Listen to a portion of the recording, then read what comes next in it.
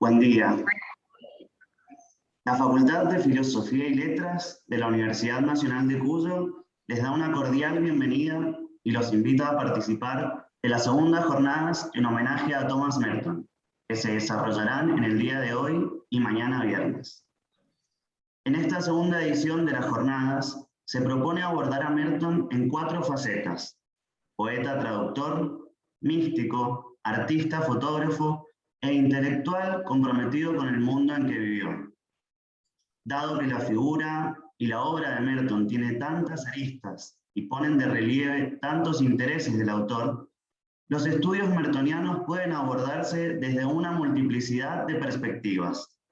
Asimismo, a fin de dialogar con investigadores que exploran esas perspectivas en otros autores, se propone una serie de mesas de trabajo donde los expositores podrán presentar trabajos relacionados por la temática general que aborden. La actividad es organizada por el Instituto de Investigación en Lenguas y Culturas Extranjeras, la Maestría en Literaturas Contemporáneas en Lengua Inglesa, la cátedra de Literatura Norteamericana, el Argentine Merton Chapter y la Secretaría de Extensión Universitaria de la Facultad de Filosofía y Letras de la Universidad Nacional de Cuyo.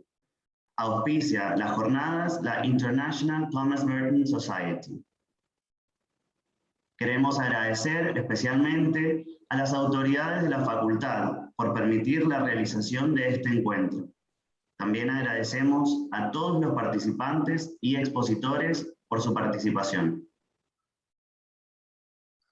Invitamos a los y las participantes a silenciar sus micrófonos para dar comienzo a las actividades programadas. A continuación, el vicedecano de la Facultad de Filosofía y Letras, Dr. Víctor Gustavo Sonana, dirá unas palabras de bienvenida a la facultad.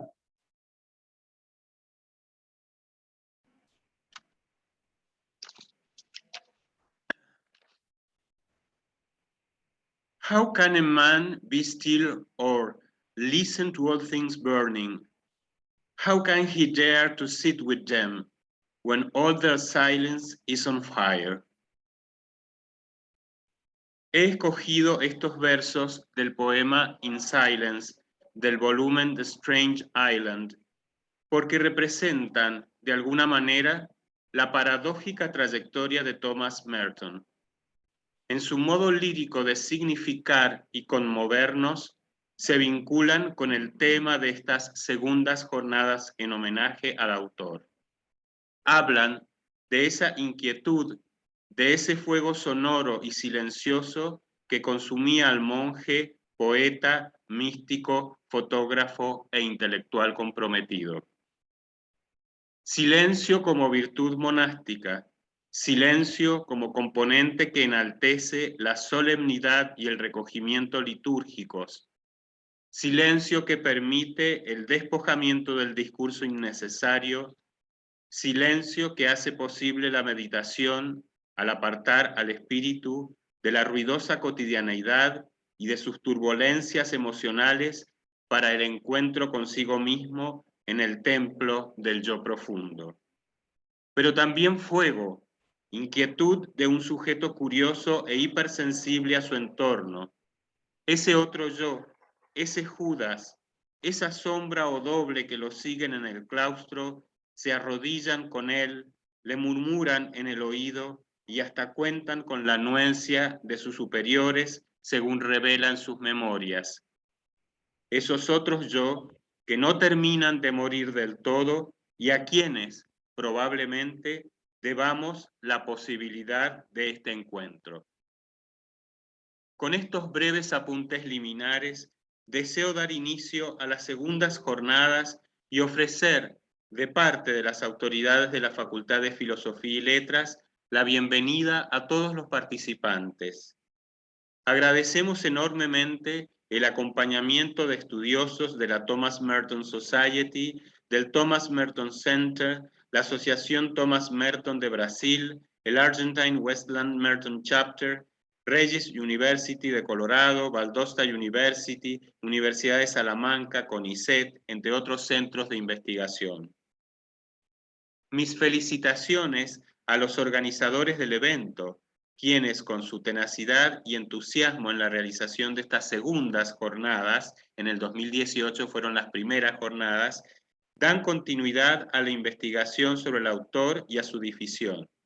El Instituto de Investigación en Lenguas y Culturas Extranjeras, en la figura de su directora, Laura Lavasca, la Maestría en Literaturas Contemporáneas en Lengua Inglesa, dirigida por la profesora Marcela Raggio, la Cátedra de Literatura Norteamericana y la Secretaría de Extensión Universitaria de la Facultad de Filosofía y Letras de la UNCuyo.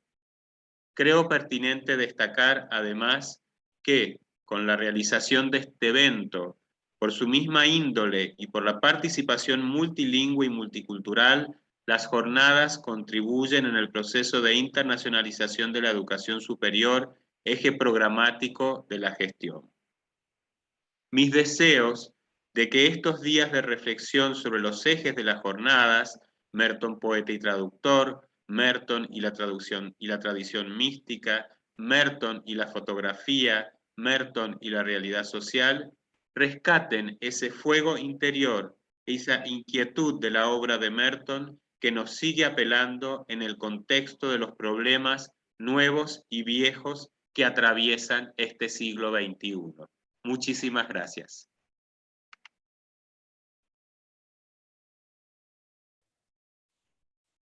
Muchas gracias, doctor Víctor Solana. Ahora se dirige a nosotros la directora del Instituto de Investigaciones en Lenguas y Culturas Extranjeras, profesora magíster Laura Lavasca.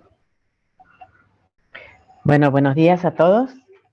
Me siento muy honrada y muy agradecida de poder sumarme a estas palabras de bienvenida a quienes participan en las segundas jornadas en homenaje a Thomas Merton, organizadas por el Argentine Westlands Merton Chapter y auspiciadas por la International Thomas Merton Society. Siento una gran alegría al advertir el crecimiento que ha tenido el interés por la figura y la obra de Merton en nuestra facultad y en nuestro medio desde la realización de las primeras jornadas en 2018 y por los lazos que se han estrechado desde entonces con especialistas en la obra de Merton en distintos países que se evidencian en el programa de las jornadas. No soy especialista en literatura ni en Thomas Merton, pero como muchos de mis colegas en el Departamento de Inglés y la Facultad de Filosofía y Letras, me he sentido atraída por la figura de este monje trapense, escritor, traductor, activista social y promotor de la paz entre pueblos y entendimiento entre distintas religiones, que Marcela Raggio y el grupo de graduados y profesores que trabajan en torno a la obra de Merton nos han hecho conocer con tanta generosidad y tanto entusiasmo. No quiero tomar mucho tiempo porque hay un programa muy interesante por delante y estamos todos ansiosos por escuchar las distintas ponencias que son muy prometedoras, no solo desde lo académico, sino también porque las temáticas abordadas van a resonar seguramente con muchos de nuestros intereses y nuestras inquietudes sociales, lingüísticas, políticas, espirituales.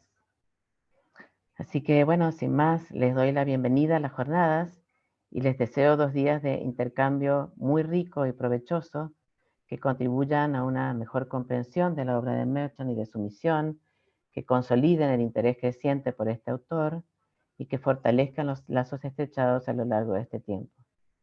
Bienvenidos y bienvenidas entonces y mis mejores deseos para los organizadores, los expositores y participantes de la jornada. Muchas gracias, profesora, por sus palabras. Finalmente, se dirige a los presentes la doctora Marcela Raggio, de la Comisión Organizadora. Bueno, buen día, muchas gracias por estar aquí. Voy a hablar un poco en español y un poco en inglés, atendiendo a una parte de la diversidad lingüística de estas jornadas. Entonces voy a ir parafraseando un poco lo que digo en ambos idiomas. I'll speak a little bit in English and a little bit in Spanish, paraphrasing or reformulating myself in both languages in order to welcome part of the linguistic diversity we will have in this conference. 3 años después de las primeras jornadas y pandemia mediante, nos encontramos nuevamente en este contexto virtual que justamente por eso nos permite tener esta asamblea tan variada y con asistentes, participantes desde tantos rincones del mundo. Nos convoca una vez más Thomas Merton, quien probablemente, sabiendo que estamos en una facultad de filosofía y letras, donde estudiamos idiomas, filología, lo volvemos a abordar como traductor de poesía. Ahondamos en la traducción, en un taller de traducción poética que llevó adelante el programa Victoria Ocampo, el lunes y el miércoles de esta semana.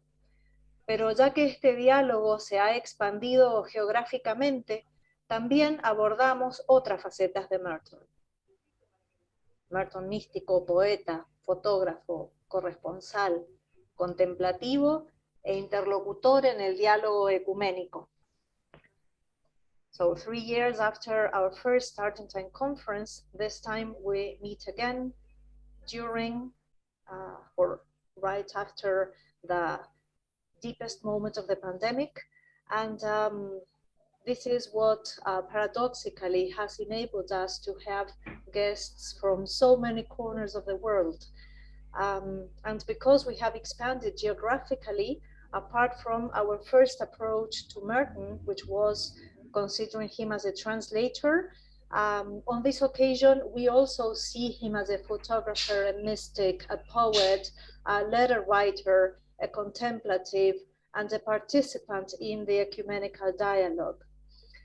Si prestamos atención a las ponencias que se van a presentar hoy y mañana, a los títulos de las ponencias, me llamó mucho la atención que predomina el uso de preposiciones como con, entre, y el uso de la conjunción y.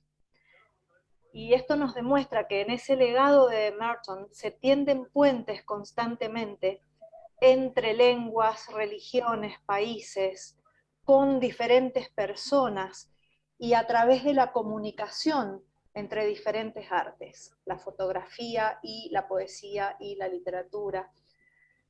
Es en ese espíritu de encuentro entonces que nos reunimos desde 5 países al menos, los expositores, 6, 7, si sumamos no solamente los países de residencia, sino los países de origen, en 3 idiomas diferentes, buscando que el plurilingüismo y las zonas horarias múltiples en que se desarrollan estas jornadas pongan en juego sobre la mesa el espíritu mertoniano, su esencia variada, curiosa, entusiasta por escuchar y conocer al otro.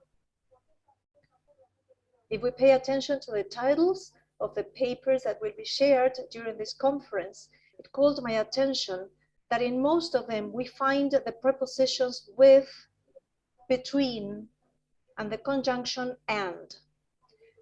And this is because Merton constantly draws bridges between languages, with religions, countries, people, and in the connection between and among different arts and forms of expression. So we gather here in this spirit of meeting from 7 different countries in 3 different languages, hoping that this plurilinguistic gathering in different time zones, in morning, afternoon, evening for many of you already, we will bring into consideration the Mertonian spirit, his curiosity, his enthusiasm for listening to and getting to know the other. Bienvenidos entonces a nuestra casa, la Facultad de Filosofía y Letras de la Universidad Nacional de Cuyo, a unas jornadas que comenzamos a pensar en febrero de 2019, en un mundo que ya nos resulta extraño, distante, ajeno, y que hoy comienzan bajo el signo de tiempos diferentes. So welcome to this our home, Facultad de Filosofía y Letras, UNCuyo, to this conference, which we started thinking about in February 2020, in a very different context. And well, finally, we are here under a new sign. Muchas gracias, profesora. De esta manera, damos por concluido este acto de apertura. Y a continuación se dará inicio al cronograma de actividades programadas.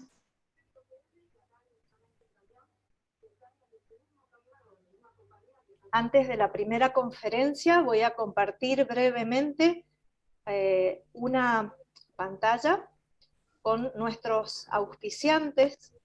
Han colaborado en la realización de estas jornadas, las empresas mendocinas Con Placer, de conservas típicas de Mendoza, la bodega A16, Ofimax, una librería ubicada en La Barraca, Mall Center, la Casa de Vinos Varietales y Sancor Seguros.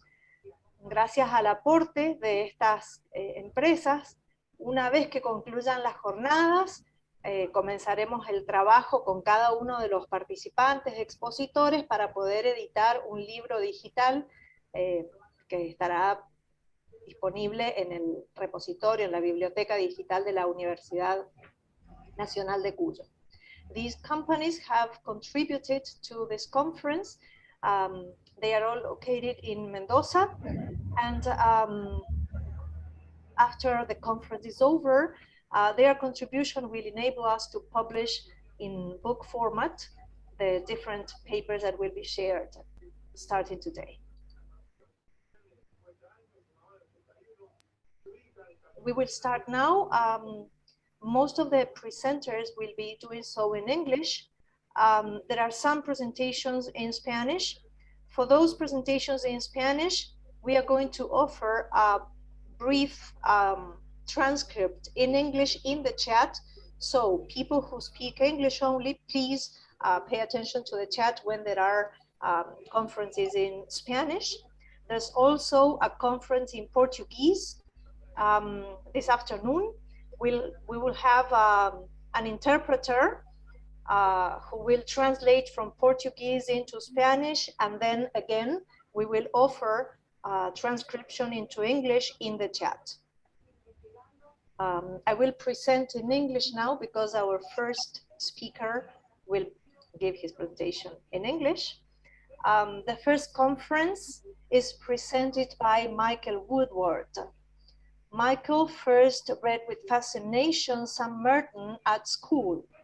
As a student, he lived next door to Merton's old flat in Cambridge and crossed paths later in India too. After 6 months as a Benedictine novice at Worth Abbey, he became involved with the early days of the Great Britain and Ireland Merton Society and was second editor of the Merton Journal. His Three Peaks Press published 3 sets of the biennial conference papers, 1998-2002. A poet and retreat giver, in 2003 he was elected first leader of the lay community of St. Benedict. He appeared in a touching 2-character play about Merton and Puritan poet Anne Bradstreet at Oakham in 1998, with its author, Christine Hogan. Pandemic lockdown was the opportunity to devise a Zoom production offering Spanish subtitles, which was shown in April 2021, followed by an animated panel discussion and questions with Carmen Manuel and Gary Hall. This will be his first visit to Argentina. I would like to highlight that together with some of my students in the American literature class here at UNCuyo, we attended that Zoom production, and I'm thankful because that was the beginning of a fruitful exchange which has led us to this possibility of hearing Michael's presentation today. Thank you very much, Marcella, for that introduction, and it's lovely to see Fernando here, who was a major collaborator on that creation of the play for Zoom with the Spanish text as well. I just want to say one thing in Spanish. Discúlpame que no hablo español. Estoy participando desde Gales in Gran Bretaña. I'm afraid that's all I can do.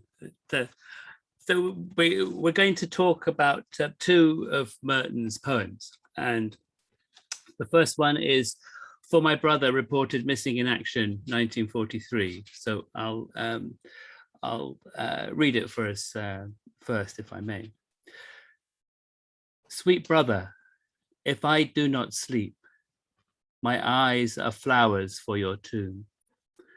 And if I cannot eat my bread, my fasts shall live like willows where you died. If in the heat I find no water for my thirst shall turn to springs for you, poor traveler. Where, in what desolate and smoky country lies your poor body lost and dead? And in what landscape of disaster has your unhappy spirit lost its road? Come, in my labor find a resting place, and in my sorrows lay your head. Or rather, take my life and blood and buy yourself a better bed, or take my breath and take my death and buy yourself a better rest. When all the men of war are shot and flags have fallen into dust, your cross and mine shall tell men still, Christ died on each for both of us. For in the wreckage of your April, Christ lies slain, and Christ weeps in the ruins of my spring. The money of whose tears shall fall into your weak and friendless hand, and buy you back to your own land. The silence of whose tears shall fall like bells upon your alien tomb. Hear them and come. They call you home. Well, I like this poem very much. It's one I keep going back to. It stands out among the 30 poems in which it first appeared in 1944. It stands out in the selected poems, and I think stands out as one of Merton's most fully achieved poems. With some of poems, I have a sense that maybe it's hasn't quite got to the final draft, but this one very much so. It's also distinctive for its subject matter. The dreadful hurt of losing his brother could only happen once, and Merton rose to meet the brutal finality of his brother's death with a poem of weight and depth, providing a lasting memorial and a shaft of resurrection light in the awful darkness of his loss. In so doing, he has achieved something universal about trusting God's love in the face of death. It is a poem of clear-eyed hope. So we have a short time to spend on a poem that has many layers and considerable subtlety. So I'm not going to go into the possible sources in St. Bernard or an elegy by Catullus for his own brother, and not going in for a line-by-line commentary. But I'd like to just move through the text and point up a few moments I think have special resonance. But first, I'd like to set the poem in the context of the relationship between John Paul and his elder brother. On the whole, I'm dubious about introducing material from outside a poem. But in this case, I think it enriches our reading to be reminded of the salient points. Is it possible to share screen, Marcella? Could I might have something to show in a minute? That would be all right. Okay, thank you. I think it's fair to describe their early relationship as troubled. Tom understandably felt his place as the only son usurped, and his exclusive claim on his mother's attention was inevitably diluted. Tom was 3.5 when John Paul was born.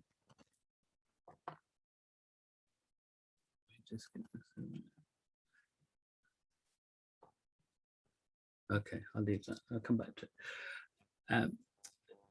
And Tom wrote, he was a child with a much serener nature than mine. I remember that in the long evenings when he was put to bed before the sun went down, instead of protesting or fighting as I did when I had to go to bed, he would lie upstairs in his crib and we would hear him singing a little tune.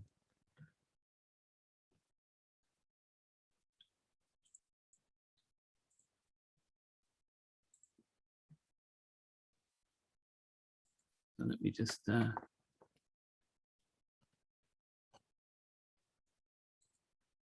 yeah, so there's Thomas with his little sailor suit on and the smaller figure of John Paul beside him. The contrast contributed to the young Merton's sense of himself as unworthy and unsatisfactory. In their early life, the brothers were not soulmates or even playmates. With an age gap of nearly 4 years, it's not surprising. You can see the very different sizes they are in that photograph. And we have that terribly poignant image Merton wrote about in The Seven-Storey Mountain. The picture I get of my brother John Paul is this: standing in a field about 100 yards away from the clump of summocks where we have built our hut is this little perplexed 5-year-old kid in short pants and a kind of leather jacket, standing quite still with his arms hanging down at his sides and gazing in our direction, afraid to come any nearer on account of the stones, as insulted as he was saddened, and his eyes full of indignation and sorrow. And yet he does not go away. We shout at him to get out of there, to beat it and go home, and wing a couple of more rocks in that direction, and he does not go away. We tell him to play in some other place. He does not move. After Merton's mother's death in 1921, much of their growing up was apart. Tom away with his father or at school, John Paul with Ruth's family on Long Island. Later on, they grew closer, becoming movie addicts and going camping together. With the war and American neutrality, John Paul enlisted by crossing the border and joining the Royal Canadian Air Force in Toronto. A very different choice, obviously, from Tom's. The war brought a concentration in their relationship. John Paul spent his 1942 embarkation leave at Gethsemane, and Tom saw John Paul for the first time in the uniform of Sergeant Observer. He had been trained to read aerial photographs and distinguish what was going on the ground, and not a pilot, as Monica Furlong's book maintained. John Paul had decided to become a Catholic, and it was wisely arranged for Tom to do most of the instructing, even though he was simply a novice rather than a priest. So that was quite an enlightened move from the abbot. They spent time talking among the Stations of the Cross. And before John Paul left, the brothers received Holy Communion together. Michael Mott writes in the Heavyweight biography, "The chapel of Our Lady of Victories was ever after a place for Merton where a greater mystery than reconciliation had taken place. Here, finally, he had been helped to help his brother. Before, they had been little more to each other than orphans of the same parents." John Paul left in July 1942 for England. By early spring, he'd married a young radio operator in the ATS, Margaret Evans, and this is their wedding day. News of this event came to Merton on Easter Monday in a letter held over for him because of Lent.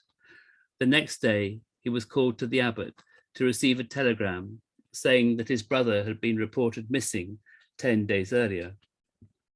Soon, the details came through of his broken neck, his delirium during hours adrift with his crew in a rubber dinghy, calling for water, his burial at sea. Therese Lentfors tells us that the holograph manuscript of the poem is dated April the 28th, the day after the telegram. So Merton probably began the poem and may even have finished it without knowing all the details of John Paul's death. I can't be as certain of this as Patrick O'Connell seems to be in an article that he wrote, but it's possible. The poem itself, however, deals wholeheartedly with the death. There's no sense of a question mark there. So the title tag, reported missing, takes on a special poignancy. It's perhaps a subliminal denial of the facts, bearing a vestigial hope that it was all a mistake. That background gives us an insight into the weight of emotion carried by the opening sweet brother. It has taken death to call this sweet forth. It contains Tom's remorse for past hostility, regret for the words never spoken, appreciation of what he has so suddenly lost, and the pathos of his brother's untimely death. Drawing on his very recent experience of Lenten fast and the reality of manual work in the Kentucky sunshine. Let's remember, Merton hadn't been in the monastery very long at this time. In the first stanza, Merton weaves this stuff of his daily life into a parallel structure redolent of the psalms he was chanting by night and day in the Abbey church. His own discomfort is offered as a sacrifice, becoming flowers, food, and water to bring comfort to his brother. What impresses throughout the poem is its somber, restrained ritual. It needs that strong framework, I think, to contain the intensity of the emotion. The mechanical rhythm and the clipped vocabulary work to the same end. And the first sentence of the second stanza deals with the pain of not knowing where his poor brother's body lies. Ironically, John Paul, the trained sergeant observer, would have been the one best equipped to find it. But it is the unhappy spirit of his brother and its fate in the landscape of disaster that preoccupies the poet from now on. Merton goes on to offer more than his physical discomfort. He moves from labor to life and blood to breath and death, anything and everything that can give his brother peace. But then in the fourth stanza, the audacity and impracticality of this rhetoric is acknowledged. The perspective of time is introduced with the flags fallen into dust as the poet accepts there is no salvation or restitution he can possibly bring to his brother alone. Indeed, Tom's needs is as great as John Paul's. Here at the end of the fourth stanza, the one who can redeem is revealed, the vital third presence capable of breathing life into the touching but one-sided and ultimately sterile dialogue of aspirations that the poem has so far been. For the suffering that has been inflicted on John Paul and offered by the poet is not wasted. It is taken up in the transforming power of the Easter mystery. The poet and John Paul will ultimately share the same death, and in doing so, share in Christ's atonement and resurrection. This is developed particularly well in the final stanza, alive with so many resonances. Now the brothers have different phases of Christ in common. John Paul has the Christ of Calvary, slain, and notice the stark appropriateness of the triple stressed Christ lies slain. Merton identifies with the Christ who actively mourns for his friend Lazarus, for the intractable city of Jerusalem. This grief is redemptive. Helpless as his brother is now, the Christ tears are his ransom. As the paradoxes, the images and the tenses leap and dart future and present time interpenetrate. The tears become bells, suggestive of Gethsemane's own bells tolling to summon John Paul home. And a home, ironically, was the thing both brothers lacked for many years, like Christ during his own public life. And here we connect directly with the events and liturgy of Holy Week. There is an echo of the Last Supper. The money hints at Judas and Tom's sense of his past betrayals. But in Merton's notebook, the poem appears among notes on the liturgy for Holy Saturday. deeply embedded in it all is the silent waiting, so characteristic of Holy Saturday, and the drama of the hallowing of hell. John Paul becomes one of those released by Christ's power in his descent to hell to open its gates after his death on the cross and before his physical resurrection. And look especially at the rhymes here. After the metronomic pairing of full with full and hand with land, the poem ends with the deft uncertainty of an internal rhyme. We have tomb and home, and these two in turn are played off against another near rhyme, come, which rests between them in the middle of that final line. Their discordant music denotes a painful grappling with events that eschews pat answers, and the triad itself is suggestive of John Paul, Tom, and Christ. John Paul, the tomb, Merton, the advocate for his brother who is crying come, and Christ, the Alpha and Omega, their destined home. At its end, the poem has achieved a unity of sorts, a complex unity, but one based on hope and things unseen. And it contains the dissonance of separation. And then finally, the last line. A few last lines of poems, and you'll notice very few of Merton's last lines contain any more punctuation than a stray comma. The last line tends to come in on the surge of the tide, finishing off with a flourish. But here we have a colon. And to me, it's like a fulcrum, a pivot or a hinge, almost the opening of a door. It suggests a gateway of hope, not in a naive or sentimental way, but in its movement of return, it subtly communicates a rooted belief in the communion possible between the living and the dead. And it speaks of the gathering to come, when what has been lost will be restored. The dead will be restored and raised to new life. Okay, perhaps we won't dwell on any questions you might have or points you'd like to make at the moment. I hope there'll be time at the end, but I think to keep us all on timetable, I'd better crack on with the second poem we're going to look at, which is Grace's House. And I'll read that with you, and I'll just I would like to share with you the wonderful picture that goes with Grace's House. It's possibly not as well known as it deserves to be.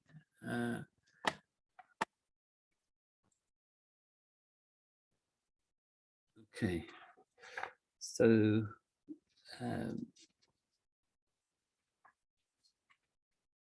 yeah, I might just start before we read the poem. I might just start on some of the things I'd like to draw your attention to, and I would like to say I'm in debt to Pat O'Brien, who presented a paper in 2000 at Oakham about Grace's House, and some of what I'm saying is very much from his observations.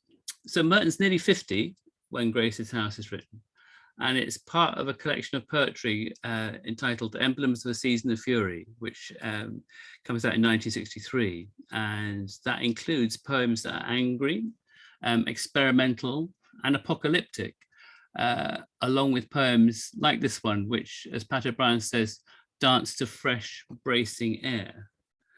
And this is a transitional collection for Merton, pointing towards his two final longer masterpieces, which are Cables to the Ace and the Geography of Le Guerre. And you'll find Paul Pearson has written some very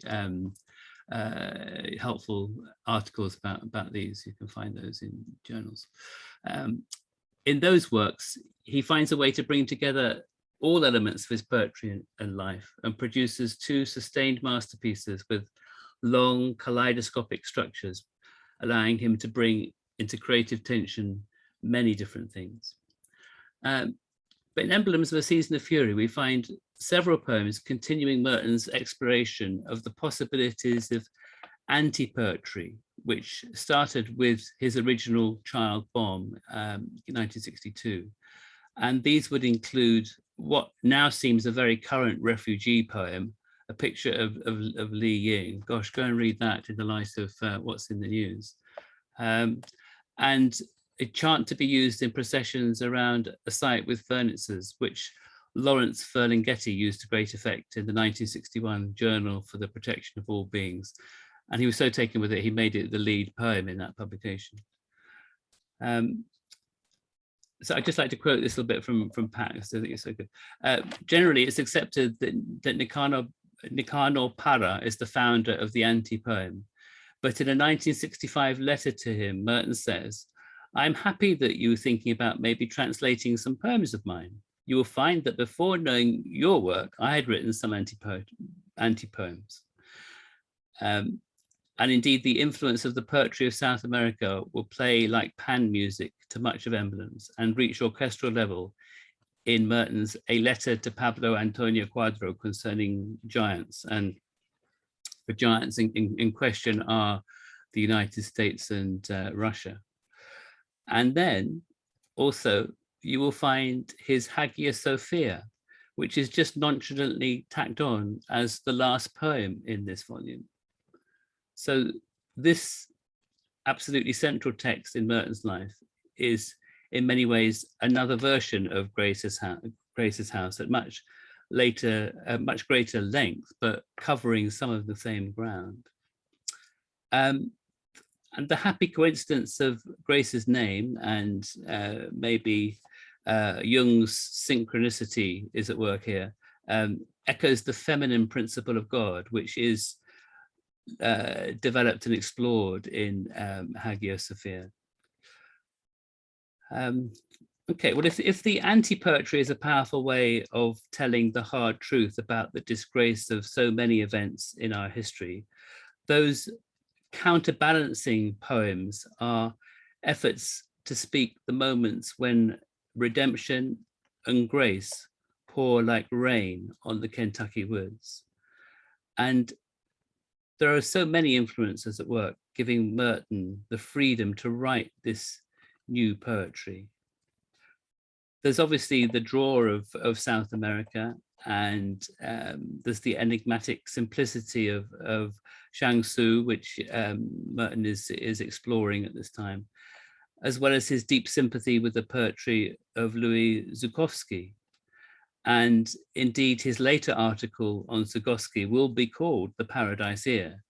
And we could take that perhaps as a self-descriptive title for the Merton of those poems, these ones that make up part of Emblems of a Season of Fury. So I'll read the poem in a minute, but just to say that the background of Grace's house is simple. Merton receives a letter from her father, who's a Quaker, and in it he includes a drawing by his 5-year-old daughter, Grace. And okay, so I'll read it now if I may. So Grace's house. On the summit, it stands on a fair summit prepared by winds, and solid smoke rolls from the chimney like a snow cloud. Grace's house is secure. No blade of grass is not counted. No blade of grass forgotten on this hill. 12 flowers make a token garden. There is no path to the summit, no path drawn to Grace's house. All the curtains are arranged not for hiding, but for seeing out. In one window, someone looks out and winks. 2 gnarled, short, fortified trees have knotholes from which animals look out. And from behind a corner of Grace's house, another creature peeks out. Important, hidden in the foreground, most carefully drawn, the dog smiles. His foreleg curled, his eye like an aster. Nose and collar are made with great attention. This dog is loved by Grace. And there, the world. Mailbox number 5 is full of Valentines for Grace.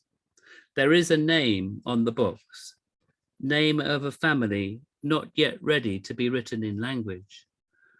A spangled arrow there points from our Coney Island to her green Sunhill. Between our world and hers runs a sweet river.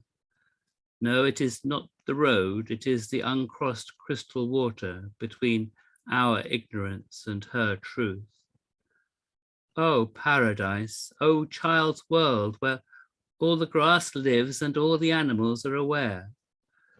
The huge sun, bigger than the house, stands and streams with life in the east, while in the west a thundercloud moves away forever.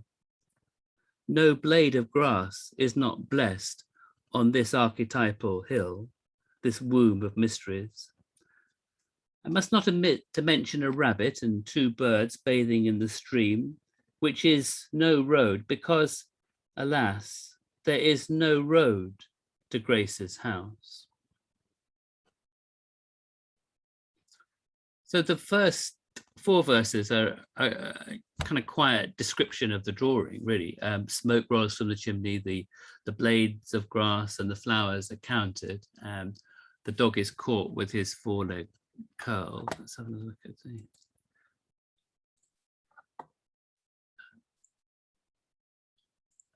Yeah.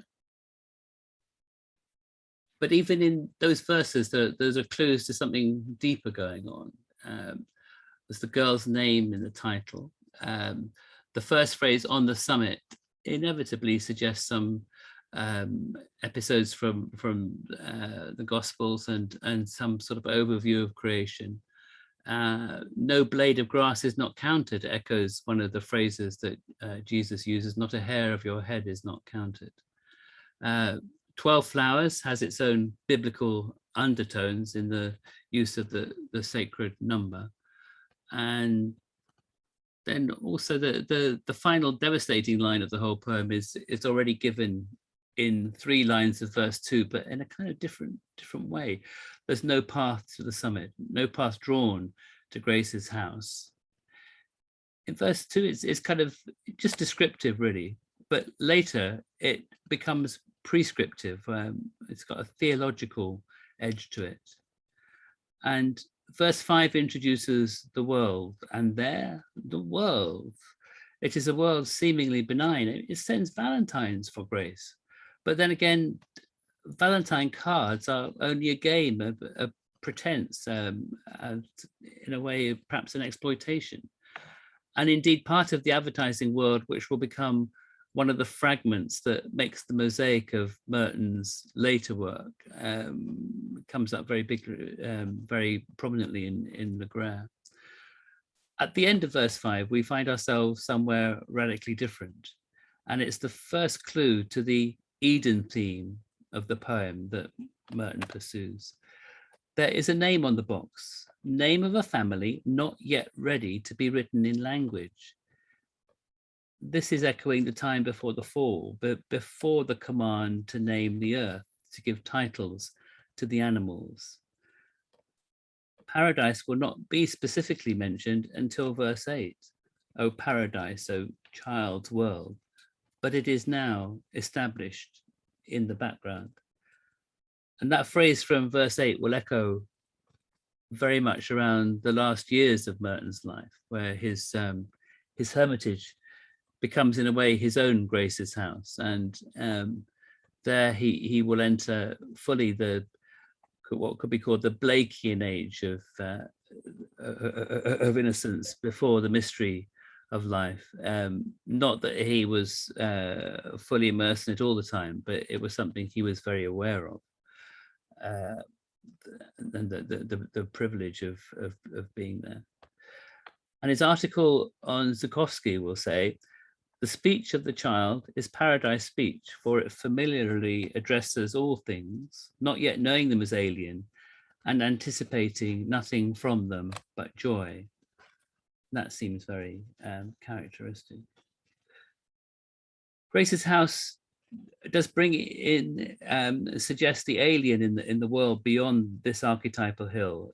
We have the spangled arrow which points from our Coney Island to her green sun hill, and that Coney Island becomes New York in the geography of Legrès.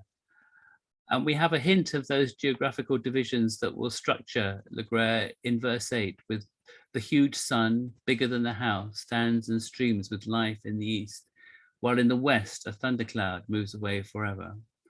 And this is much more deliberate than a comment on the child's drawing, because you'll notice he actually transposes Grace's own arrangement of east and west. And it subtly encapsulates his own movement towards the east that was going on at the time with Shang-Tzu and his reading of the Buddhist scriptures, and his lifelong involvement in the critique of the thunderclouds of war and nuclear weaponry. Let's remember, one of his very first published articles was about Gandhi. Verse 9 names the child vision as this womb of mysteries. And again, there is a hint of the Christ image of the need for rebirth if we are to know God, to become aware of grace everywhere. And there's a vital awareness directly stated in the preceding verse, that all the animals are aware. And that reminds us of the Buddhist notion of mindfulness, which would have a profound influence on Thomas Merton around this time. The final two verses gather up those two elements of the poem that have been interplaying. Perhaps we could call them the physical and the metaphysical. And more items from the drawing are placed. I must not omit to mention a rabbit and two birds bathing in the stream. Pat O'Brien makes a very good point that in every major poet, and with this collection, from this collection on, Merton must be included in that bracket. Every word chosen enters the magnetic field of attraction. They draw in other uses of those words, and here we are feeling the pull of the birds of appetite and paradise, and the birds which are his companions in the woods. The stream inevitably must be the Heraclitean river, that stream which is the very landscape of his entire life. And we have his willingness to trust himself to a river which is never crossed twice. So Grace's house develops this theme in its very last lines: two birds bathing in a stream which is no road, because alas, there is no road to Grace's house. And this may be personal fancy on my part, but I wonder if this poem consciously or unconsciously resonates with Merton's lifelong interest in Mount Carmel. Remember, one of the first books he bought as a student at Columbia was John of the Cross, first volume, and when he died in Bangkok, among his personal effects, there was a little relic of St. John's. So that kind of speaks of his continuing relationship, if you like. And Merton, so I'm thinking of partly of John's own picture of Mount Carmel. Not that it's anything like this, but it's another kind of visual representation of spiritual realities, if you like. Merton welcomes St. John of the Cross' definition of contemplation found in The Dark Night, book 1, chapter 10, when he said, "For contemplation is nothing else than a secret and loving inflow of God, which, if not hampered, fires the soul in the spirit of love." And I think that's got something when it's placed alongside this beautiful picture of Grace's. The poem will have other effects. It becomes the title poem of a German selection of his poetry, which has an introduction by von Balthasar. And the choice delighted Merton. He was very taken with that. It will also become the source of two letters, one to Grace's father and the other to Mark Van Doren, which become numbered among the Cold War letters. And then 5 years later, in a letter to Grace herself, Merton includes a phrase which in turn becomes the title of one of the volumes of his wonderful letters, Road to Joy. So we'll finish here with that letter, which gives us the heart of the poem, and it also reveals, I think, the heart of Merton, and the reason that Marcella and friends have gathered us here, and the reason he will continue to be one of the few who was able to speak the truth into our century out of his immersion in truths of his century, and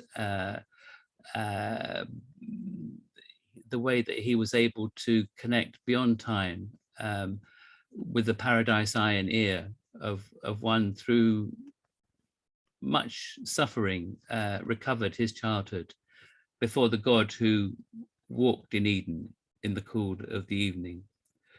So this letter was written in May 1967 to Grace. So 5 years after this drawing. Of course, I remember you and your drawing. If I did not answer in a big hurry, it was because I have a lot of letters to answer and have a difficult time doing that. But I want especially to thank you for your note and for your new drawing, which is very significant. I like the way you see all the little creatures tending towards a tree, which is a sort of tree of life. I'm glad you still draw things with love, and I hope you will never lose that. But I hope that you and I together will secretly travel our own road to joy, which is mysteriously revealed to us without our exactly realizing. When I say that, I don't want you to start thinking about it. You already know it without thinking about it. And so do we all know it, at least a little bit better, thanks to Thomas Merton. Thank you.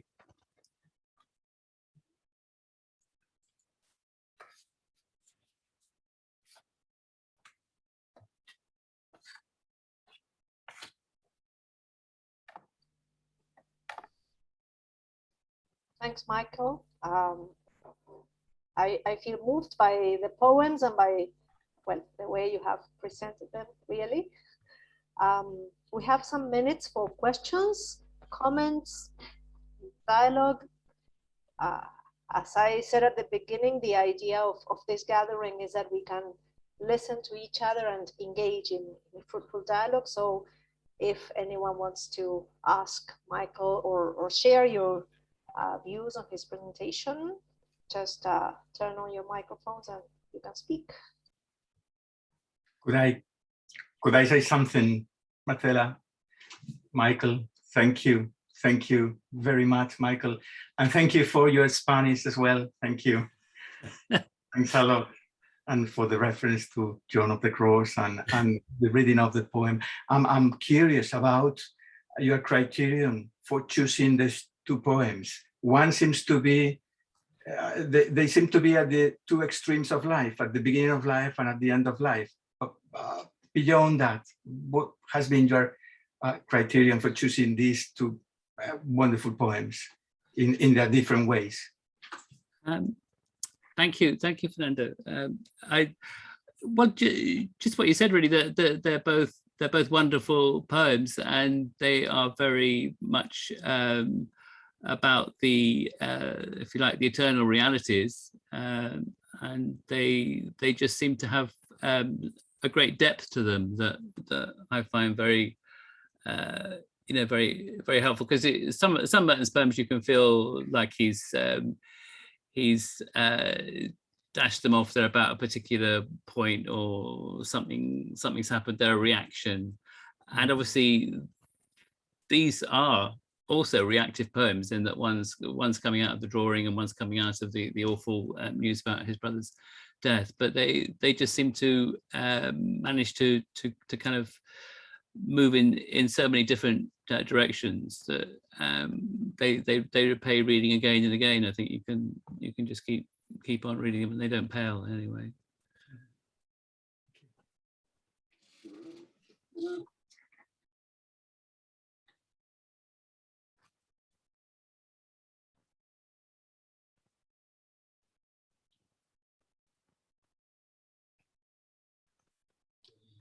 I put For My Brother as a JPEG in the chat if anybody wants to pick that up.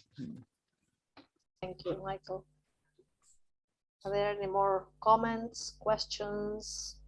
Marcela, it's Gloria. No, I just want to remark that the analysis, I mean, the reading of the poem really moved us.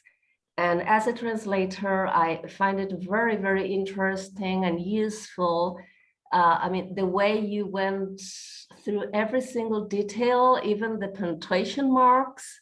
So thank you for that. And it was wonderful, really, to listen to you. Oh, thank you. Thank you very much, Gloria. Thank you. Well, can I just say it's very exciting for me to be with you.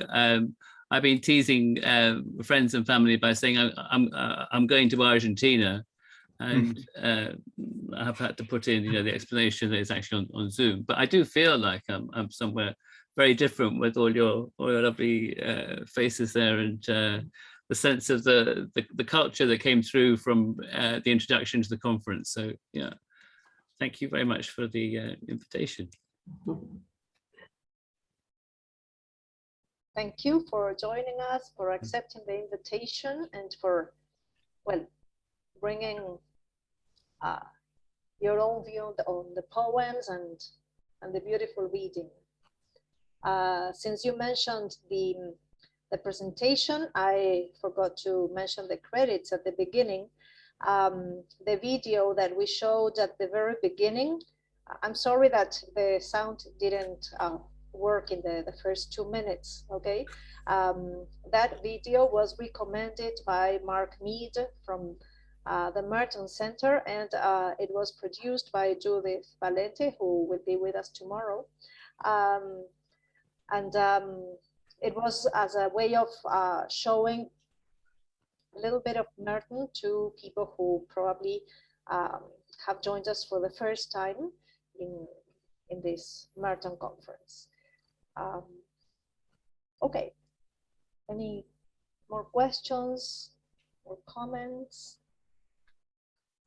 Cristobal, Michael, how are you doing? Can you hear me? I can hear you very well. Yes, thank you. Right. Yeah, by the way, saludos a todos los hispanohablantes, tanto en Argentina como en España, a mi gran amigo Fernando. And Michael, you did a great job. It was a very contemplative setting of the 2 poems. And I'm glad that you mentioned that St. John of the Cross was influential in the life of Merton until the end, until his last breath. Because some people have disputed, some people have questioned whether or not Merton moved away from St. John of the Cross because he was more into the prophetic, social criticism of politics and the social issues.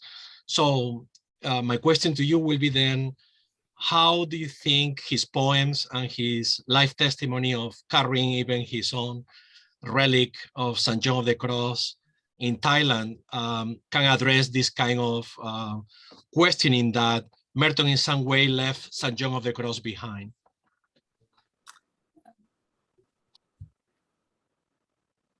Right, I think those facts kind of speak for themselves, don't they? That's what he chose to take with him. Man of very few possessions. And that's what he had. That's what he had at the very end. And what Ping Ferry said, Merton was like a kid at the circus. He was interested in so many things, and but it was that he was recognizing things that he already had deep inside him from, for instance, the reading of St. John of the Cross, because I mean he's such a kind of influential guide to the experience that Mert was trying to understand in his monastic life, and then he was finding it echoed in the Buddhist scriptures and people that he met. So I think that all kind of fits together. he had the ability to hold more than one thing in his mind and heart at a time, which seems to be disappearing, I'm afraid. But I think it's something he was particularly good at, maybe. Yeah.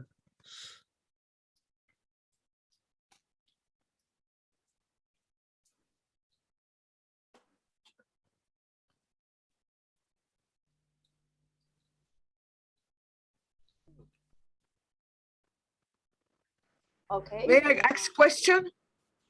Yes, Maria, please. Yeah. Yes, Christine. Yes.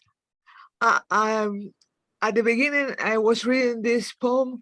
I feel it's a state of mind, Grace, like innocence and childhood. Until I keep on reading, I was wondering, is it childhood or a house or a person? That's I'm asking if you can help me. Well, yes, I can hear you. Yeah. I think it's all of those. Yes, I think that's the layering that Merton achieves. You know, from what is ostensibly him just receiving a picture and writing a few kind of observations about it. He's bringing out very much more than that, and all those things that you say are there within it. Yeah. Thank you. Thank you. Thank you. Marcella, I was very determined not to make you late. So, well, you succeeded. I'll hand back to you. That was great. Thank you, Michael. Thank you. Any more questions, comments? Okay, so we are going to go on with speakers from Europe. I forgot to tell in the presentation that the way we have organized the presentations has been at least partly taking into account the different time zones. So for Michael and Fernando, it's already evening. So that's why we placed these conferences early in our morning. Okay, so before we go on, I would also like to mention that I'm really moved with everyone attending this conference. I'm happy and moved to see my friends and colleagues from the Argentine Westlands Merton chapter, colleagues from UNCuyo, students, friends who are here and who are abroad, former students, current students, people who have been studying Merton in our undergraduate and graduate courses. So I'm really moved by your presence here. Thank you, everyone.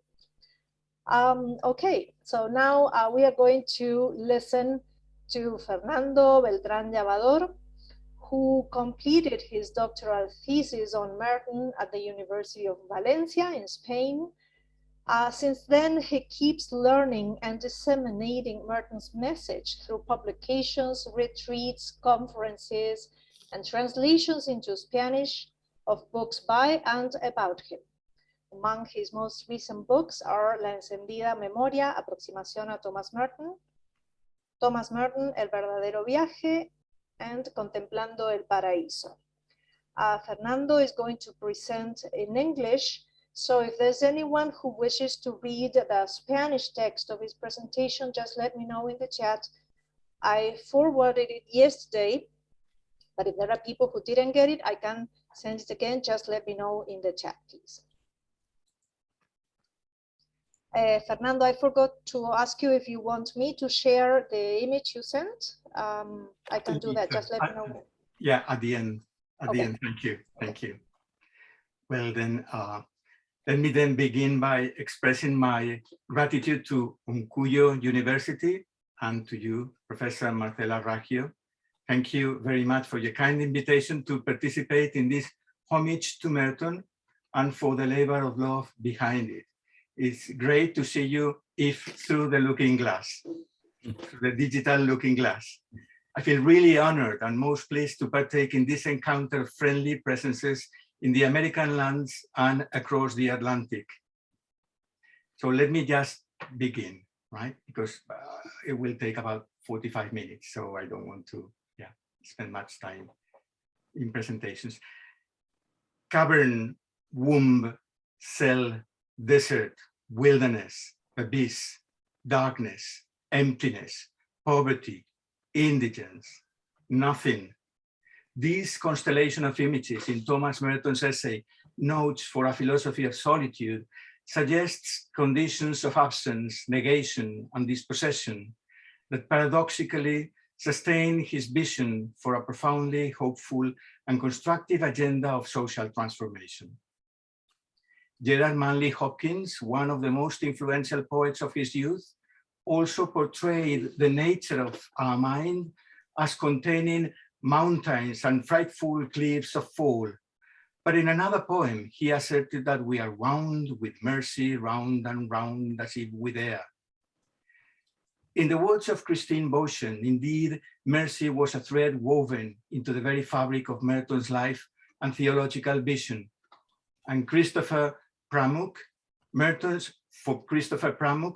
work is consonant with the fundamental discovery that mercy is in the gospel the divine human heart of reality. Merton's Notes on Solitude went through different stages because an expanded version of the first manuscript, originally published in French in 1955, did not receive the approval of the censors of his monastic order. In its present form, he begins by acknowledging that all human beings are, in fact, solitary, and mentions the examples remote from cloistered life of Henry David Thoreau and Emily Dickinson. Aware that we cannot live on the margins of society, at the end of his life, Merton, however, openly defended a type of marginality which can be freely chosen. For, in his own words, the office of the monk, the marginal person, or the poet is to go beyond death even in this life, to go beyond the dichotomy of life and death, and to be, therefore, a witness to life. In his Notes on Solitude, Merton points out the role of society, which, in addition to providing protection and care, I'm quoting Merton, gives each individual the chance to transcend himself in the service of others and thus to become a person. For Merton, the person then is constructed in relationship, a relationship that is donation, not just a given, but a giving, the giving of one's own self, the kind of relatedness that builds community. Despite the radical nature of these pages on solitude, Merton's reflections do not prescribe isolation or the repudiation of society. On the contrary, he both describes and vindicates a topography of inner solitude, a palace of nowhere, a known place or a utopos, a secret country, un país secreto, about which we will learn later from Maria Elena. Not because it is impossible to reach or non-existent, but because in it, empty of a false identity, the person, according to Merton, takes upon himself the lonely, barely comprehensible task of working his way through the darkness of his own mystery until he discovers that his mystery and the mystery of God merge into one reality, which is the only reality. If that is the solitude to which we are called, the society that emerges from it is united in one body, inhabited by one word, whose own language cannot be reduced to thoughts or things, but becomes, in Merton's view, the unspeakable beating of a heart within the heart of one's life. It is one body that utters the world into being, and a word that, in silence, pronounces our flesh. It is both the word and the world in our bloodstream. Behind many Merton's writings was a child mind, in the sense of Christ, with which he identified illusions deeply ingrained in our consciousness and crystallized in social structures. And he faced the emperor only to see and name his nakedness, as in Hans Christian Andersen's tale, The Emperor's New Clothes, a simile which he used in a letter to an innocent bystander, which was published in Spanish in one of the issues of El Sur by Victoria Ocampo in 1959.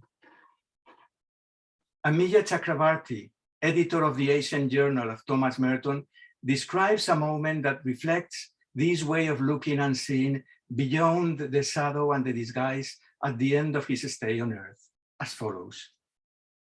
One day in Calcutta, I found him standing in front of our hotel. He simply said, "I'm looking at everything." And he meant just that. An immense and ceaseless procession of cars, rickshaws, and beggars, as well as the daily office crowd moved along the streets. Everything for him, even those things that were wrong, were a part of some growing fulfillment. Few men, Chakrabarty adds, have opposed wars and violence with more consistent openness than he did. But the depth of his consciousness gave his opposition a healing and pervasive quality. One can call this attitude not only opposition, but remedial, spiritual, and transforming power. Throughout his life, he challenged the color bar, religious tyranny, and economic injustice, and took up the cause of suffering minorities and majorities.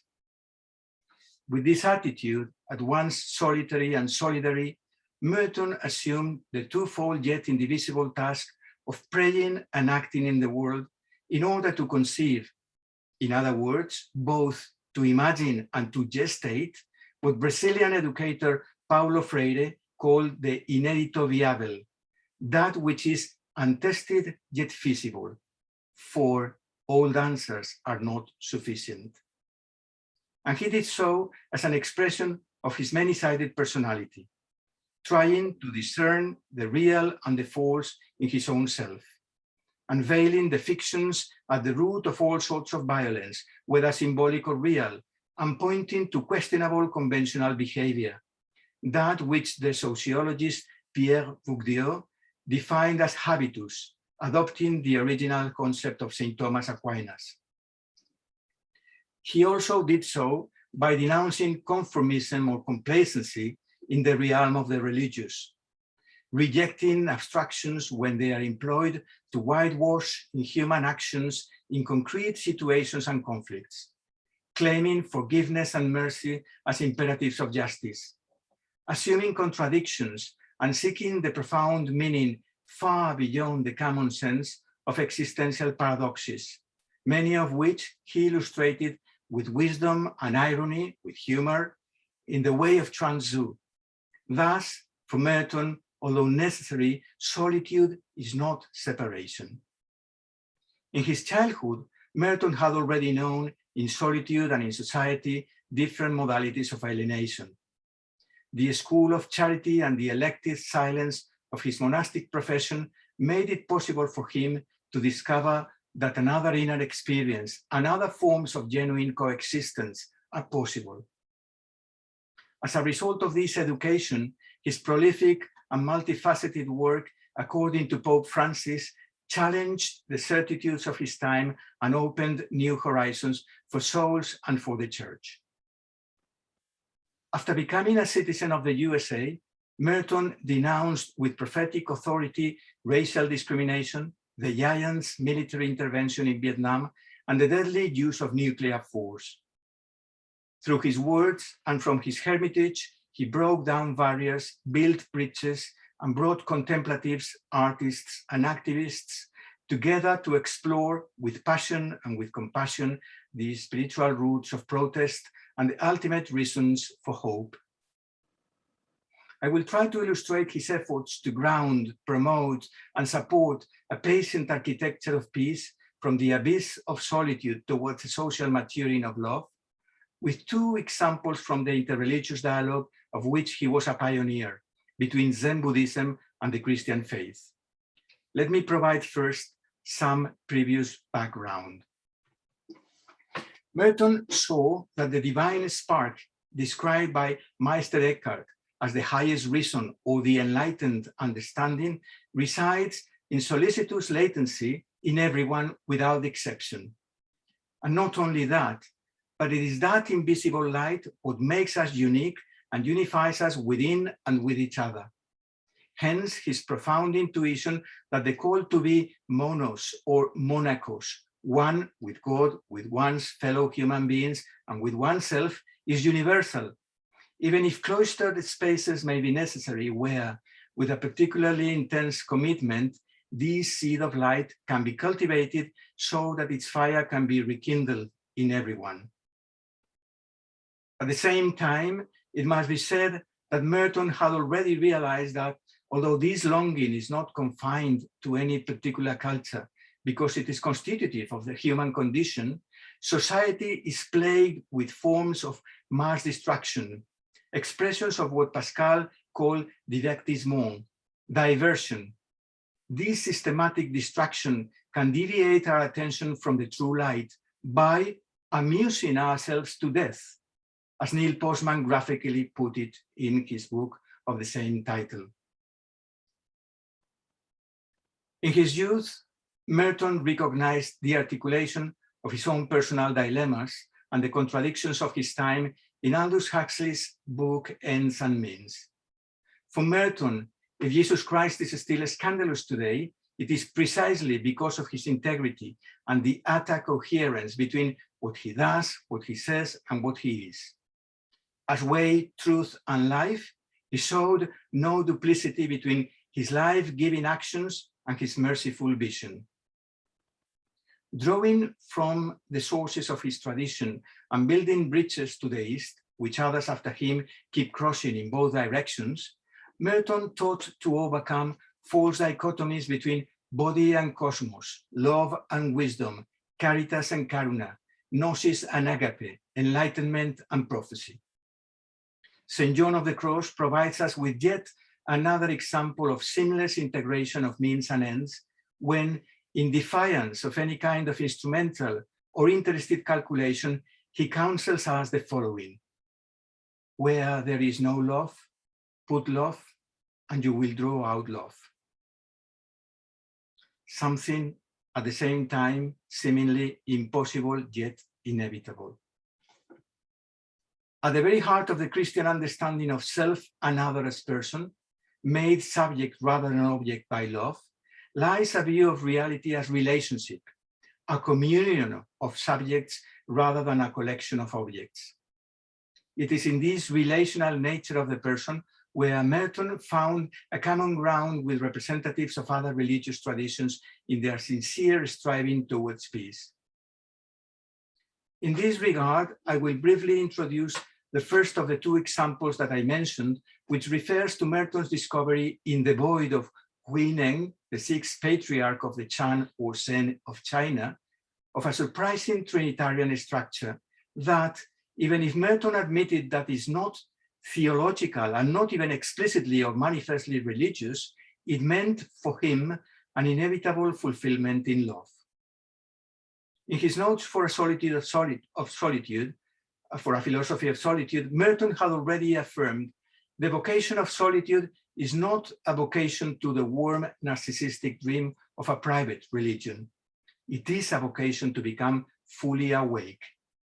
And this is an aspiration of both Buddhists and Christians, which he would reaffirm in Asia. Discovering a Trinitarian core in the experience of the void has enormous implications, which he began to elaborate in the essay Mystics and Zen Masters. It is full of profound, highly original and luminous intuitions in which, incidentally, Merton perceptively noted that in Daitaro Suzuki's translation of Huineng's texts, Suzuki, the Zen scholar, is obviously thinking of Eckhart, to whom Merton himself also turned in his dialogue with Suzuki, and who I will also bring back to converse with Merton later.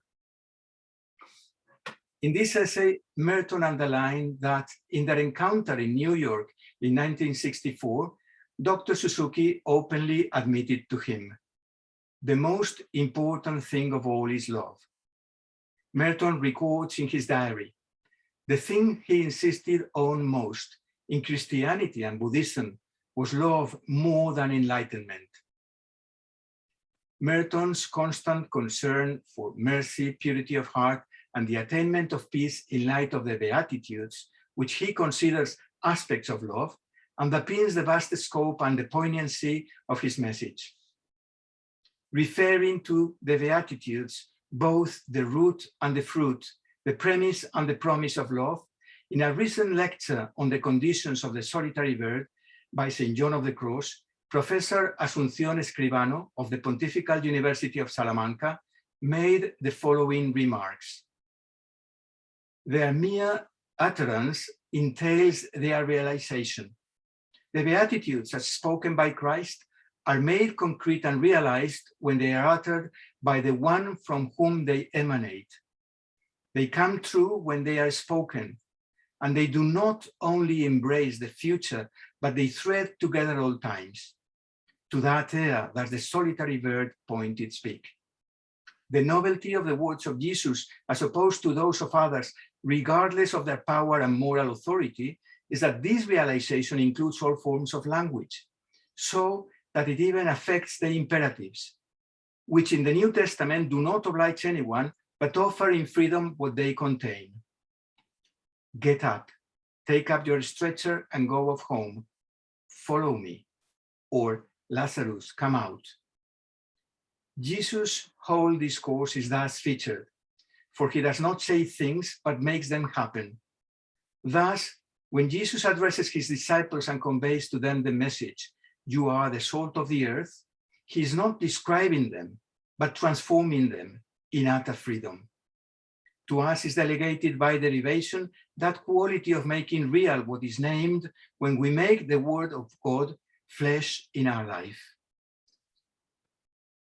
Merton's engagement in monastic renewal, interfaith dialogue, and social and environmental issues is his personal response to this imperative that is an invitation to the freedom of a way of life presided by charity, detachment, and humility. The Beatitudes remind us that once we are pronounced into the world, our very ground of birth is paradise. We are, Merton affirms, God's new paradise wherein stands Christ himself, the tree of life, the contemplative horizon, and the root of compassionate action. And at this point, to balance a perhaps excessive use of abstract language, I would like to invite you to please try and match these notions with concrete faces, situations, stories, events, news, facts, scenarios, which may bring them closer to your experience, for the correlations are there. Disciples of Christ today, Merton said during his own lifetime, are urged both to find intimations of God's reign in the very midst of this historical and revolutionary time of crisis, his own words, and to become signs of divine compassion, seeing and serving Christ in and being Christ for those who are most neglected and despised. And while the Beatitudes entail a way of seeing the world through Christ's merciful eyes and acting accordingly, Buddha's realization of the emptiness, that is the transparent purity and pristine quality of everything, set in motion an eightfold path of liberation out of compassion for all sentient beings. Just before his death, Merton rendered his illumination in Asia in a seemingly Buddhist guise, when he noted in his diary, everything is emptiness and everything is compassion.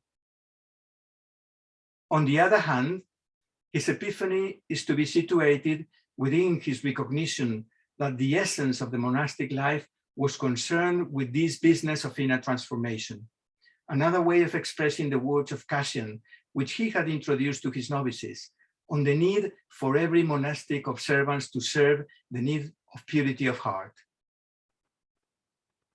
Regarding this seeing with a pure heart, empty of obstacles and filled instead with mercy, Bonnie Thurston timely explains that for ancient people, the eye was thought to work like a lamp, projecting in a light onto objects, which could only then be seen.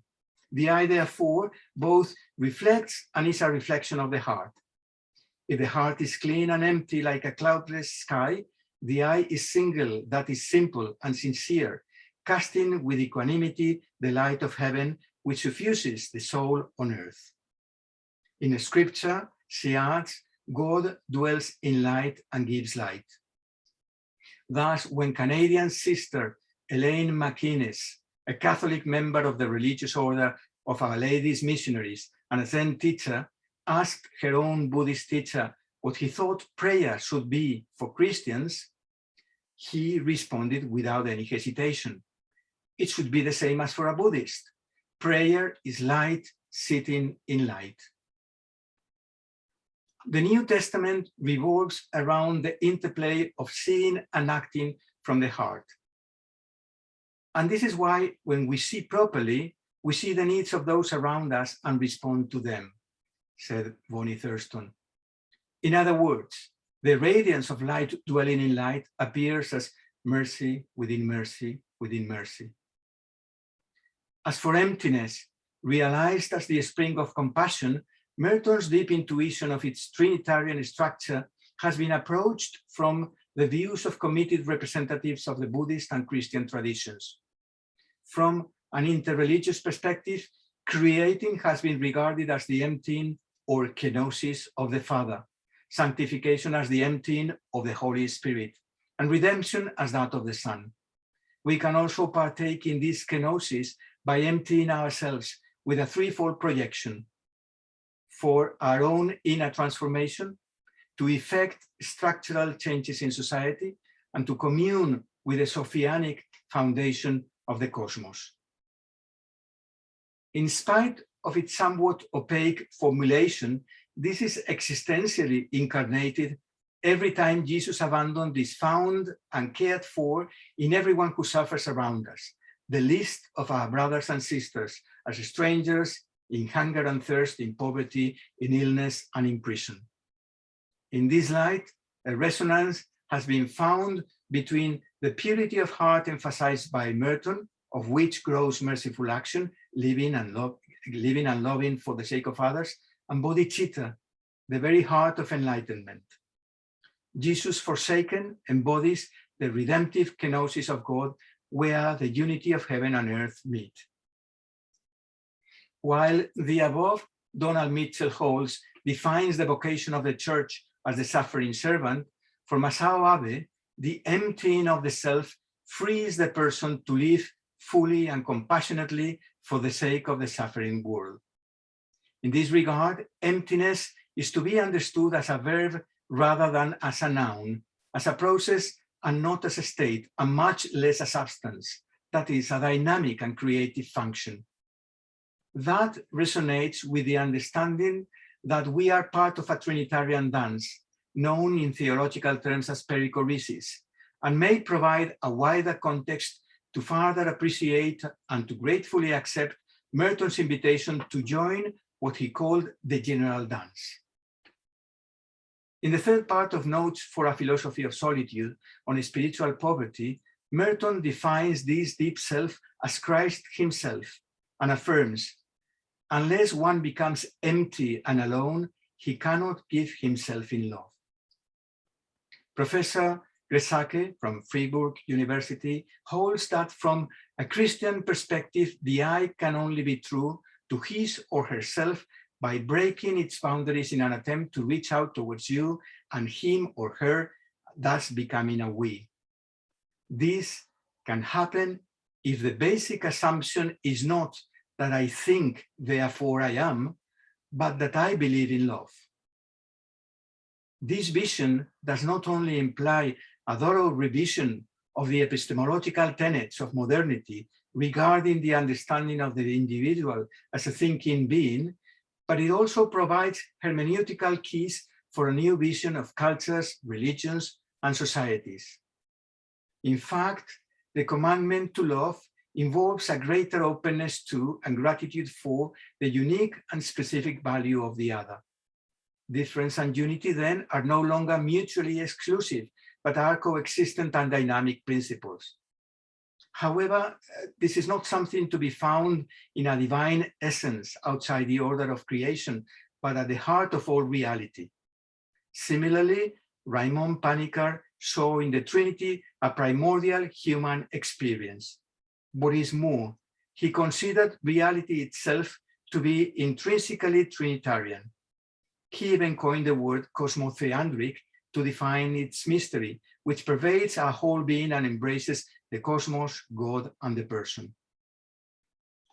I will next introduce the second example to further exemplify the inseparable relationship between the experience of solitude and the social projection of love in Merton, using another of his writings on Zen, still little known among Spanish-speaking Mertonians, which I had the opportunity to translate a few years ago for School of Zen practitioners, mostly Catholics, who follow the path opened by the Jesuit missionary Hugo Enomiya Lassalle, whom Merton intended to visit in Japan during his stay in Asia. That visit was obviously frustrated. Let me first introduce basic contextual information. I think it is important to begin by noting one of Joseph Quinn Raab's conclusions in his recent volume on Merton's dialogue with Dr. Suzuki. Raab emphasizes that despite the growing mutual understanding, Merton stressed the need for inner illumination or mysticism to be married to the prophecy of the incarnate word who advocates for the poor and oppressed, stands in judgment of our injustice, liberates captives, redeems, heals, calls, and translates the light of the Spirit into acts of love. Let me add that Rita Gross, in her volume on Buddhism after patriarchy, which I was also privileged to translate, similarly defended, this time from the vantage point of Vajrayana Buddhism, the importance of incorporating the prophetic impulse of Judeo-Christian inspiration to the wisdom of Buddhist awakening. Inner liberations can be inconsequential if they are alienated from historically situated struggles against all kinds of oppression. The second example that I would like to introduce comes then, as I said, from another essay by Merton on Zen. Only this time, it is not about Hui Neng, but about his successor.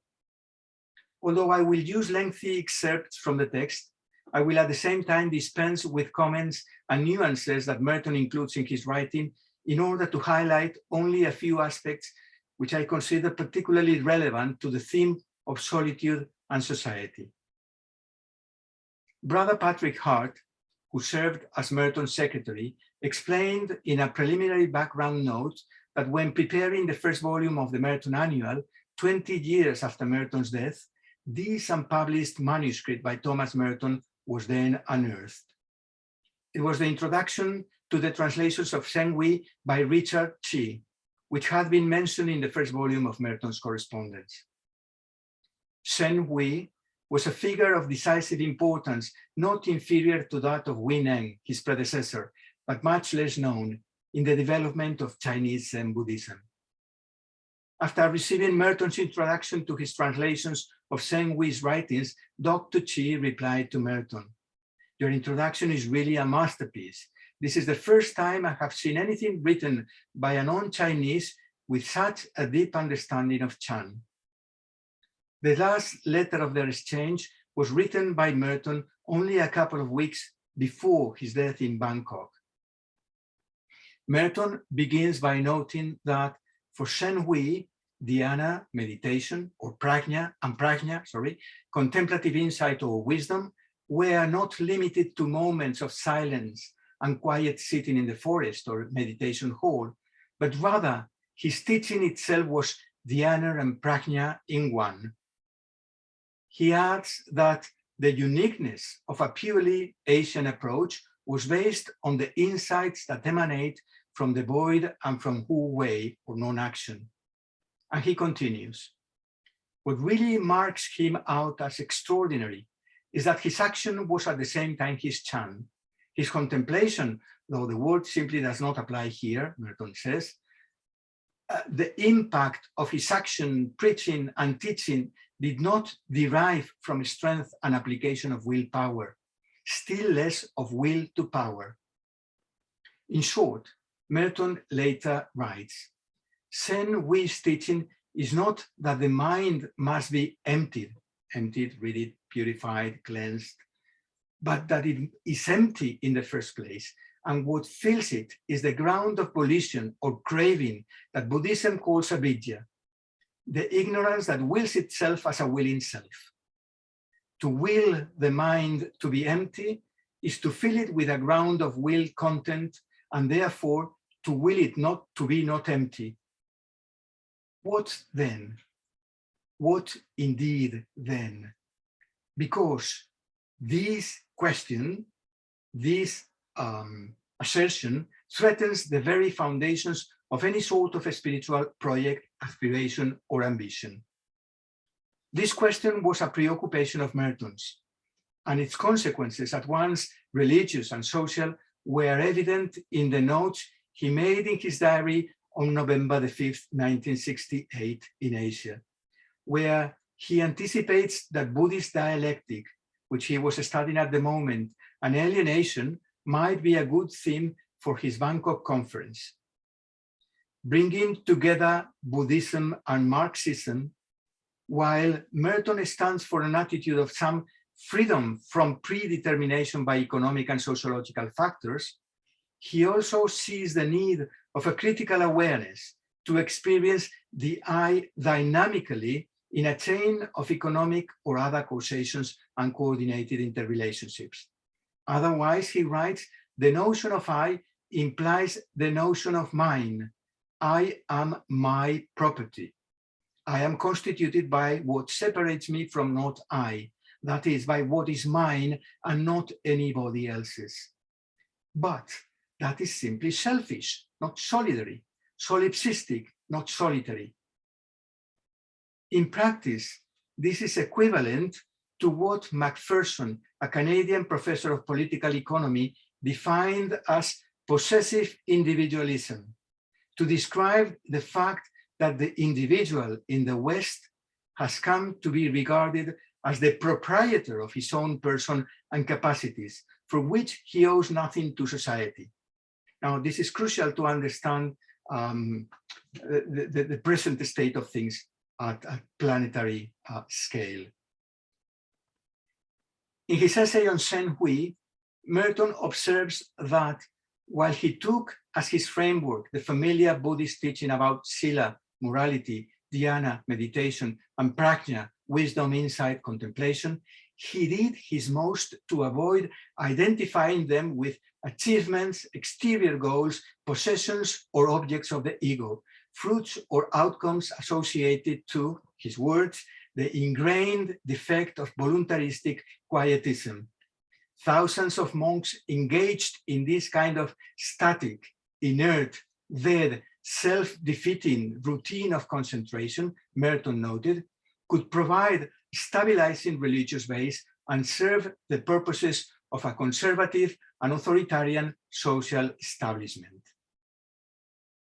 At this point, it is relevant to mention that Professor Charlotte Radler points to something very similar to the above in Eckhart's critique of what she calls a mercantile spirituality, particularly in the German sermons 1 to 16.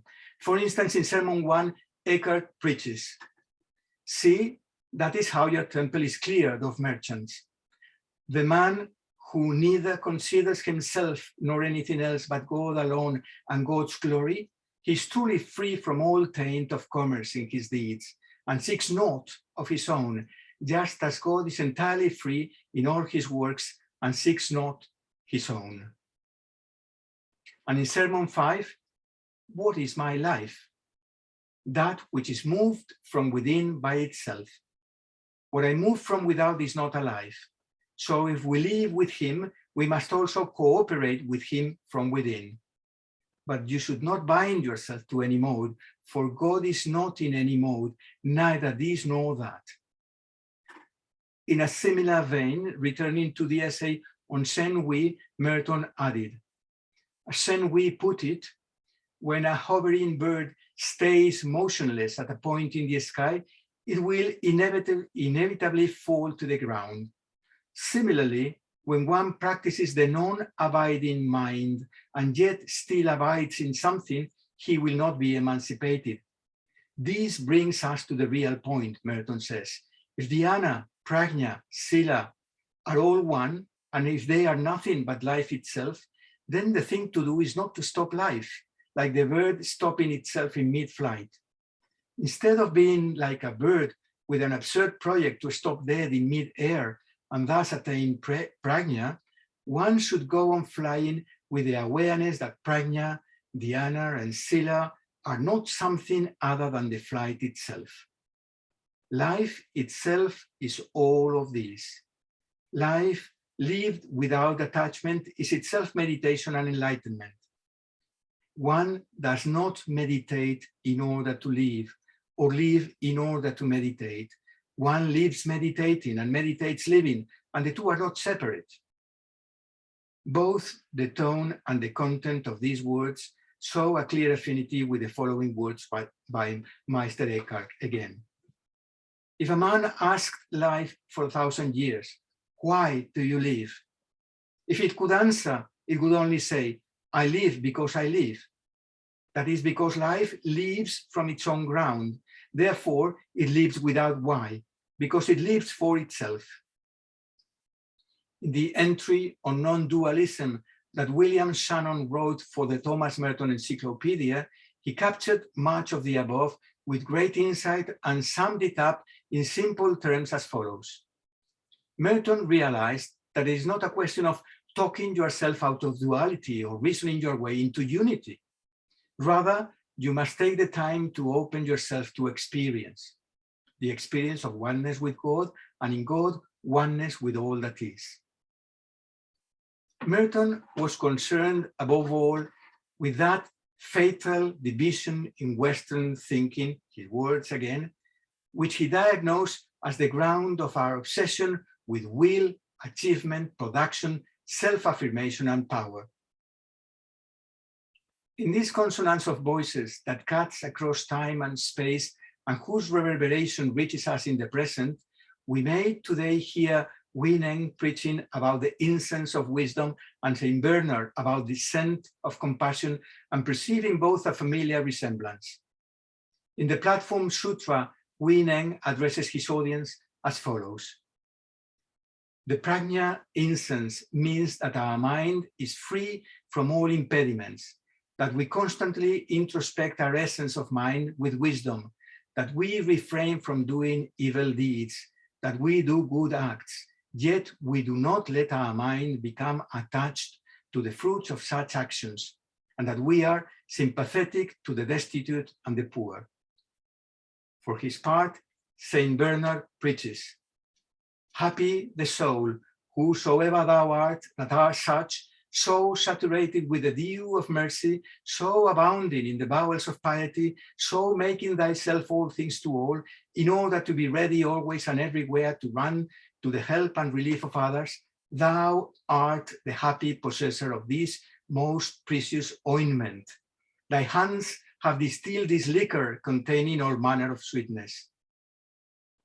Sen Hui, Eckhart, Saint Bernard, and Merton's perception of reality, their contemplation and their action, imbued with wisdom and mercy, continue to have concrete social, political, and economic implications. In his preface to the Vietnamese edition of No Man is an Island, Merton makes a comment where, when he referred to Vietnam, today I would like to suggest that instead we may read Afghanistan or any other zone of conflict on our planet. Merton then wrote, the conditions of our world are simply an outward expression of our own thoughts and desires. The misfortune of Vietnam, again read Afghanistan or whichever other place of conflict you may think of, today is that the war there expresses not merely the thoughts and desires of the people of Vietnam, Afghanistan, you name it, but unfortunately, the inner confusion of men in other nations in different parts of the earth. The sickness of the entire earth is now erupting in Vietnam, but perhaps, he wrote, also the sickness of the entire earth may be cured there. Being aware that we partake in an entangled world, one that is deeply relational, involves giving primacy to compassion. This can only emerge from an inner solitude that is essential not to reify the others, not to make them objects rather than subjects, but that it is oriented towards them, because only with others can we form a common unity, that is a community founded on a communion that reflects and celebrates the Trinitarian reality in very, very concrete ways. Otherwise, even the noblest efforts at self-realization and some well-intentioned and undoubtedly effective mindfulness techniques can become subtle expressions of narcissism. We can easily get trapped in an alienated spirituality that reinforces the kind of individualism that seeks to become the sole owner of a flame of love that is only alive when it is shared. Or we may fall prey to a spiritual mercantilism at the service of an inhuman capitalism that aims to pacify any critical conscience indignant with and refusing to assume as normal and as normative the existence of structural injustices. As he approached the end of his life, Merton came to claim the streets as places for celebration, not only sites of resistance, but also spaces of creation and recreation. He wrote, "They with their world have turned our lives into rubble, but we with love will set our lives on fire and turn the rubble back into gold. This time the gold will have real worth, not just scrap, but the infinite value of human identity flaming up in a heart that is confident in loving. That is the beginning of the transformation. One day you'll see." In sum, interdependence, justice, and celebration allow the three science that sings what is created and creates what it praises go hand in hand. So yes, the mind has mountains and frightful cliffs of fall. But when we dare to penetrate the abyss of our own solitude, we may find that we are vast, we contain multitudes. In Conjectures of a Guilty Bystander, Merton writes, "The more I'm able to affirm others, to say yes to them in myself, by discovering them in myself and myself in them, the more real I am. I am fully real if my heart says yes to everyone." Dominican nun Caritas Miller's depiction of the Trinity expresses in a simple and didactic way the teaching of spiritual masters and pilgrims of the Absolute, such as Meister Eckhart, Huineng, and his successor, Saint Wei, Saint John of the Cross, Saint Bernard, and Merton himself. Let me see if I can show you the slide. Can you see it? Yes. Okay. Right.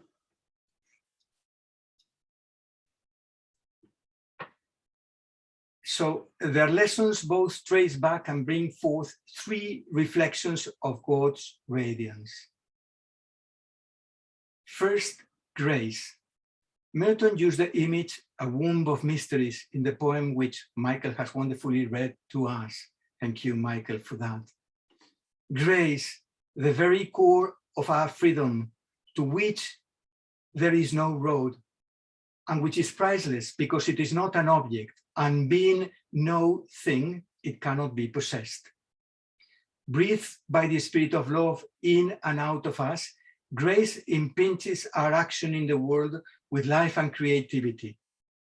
Second, celebration, the fruit of wisdom that, by praising rather than oppressing, constitutes the greatest form of power, the capacity to know as we are known. Creating and recreating, time itself is redeemed, for we are loved even before the foundation of the world. In the words of Abraham Heschel, there is no knowledge without love, no truth without praise. At the beginning was the song, and praise is man's response to the never-ending beginning. And please bear with me, I have been using gendered language all the time, not on purpose, but only to respect the actual words of the people I quoted, Merton amongst them. And finally, justice, the seal of our dignity and the expression of a social maturing of love that implies at the same time the growth of a certain inner solitude. This is the solitude, a kinship of one body that broken and yet healing in cloisters and streets, in deserts and gardens, binds us together within the fabric of a mercy-filled reality. Thank you.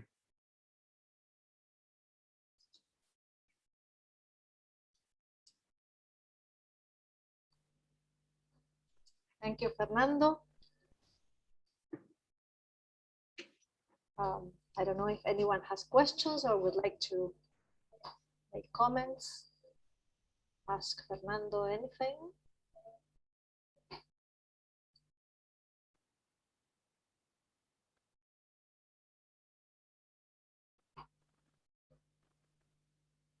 I always marvel, and it also worries me that what Merton wrote 60 or more years ago, 50 years ago, still can be read and applied to other circumstances just by changing a few names.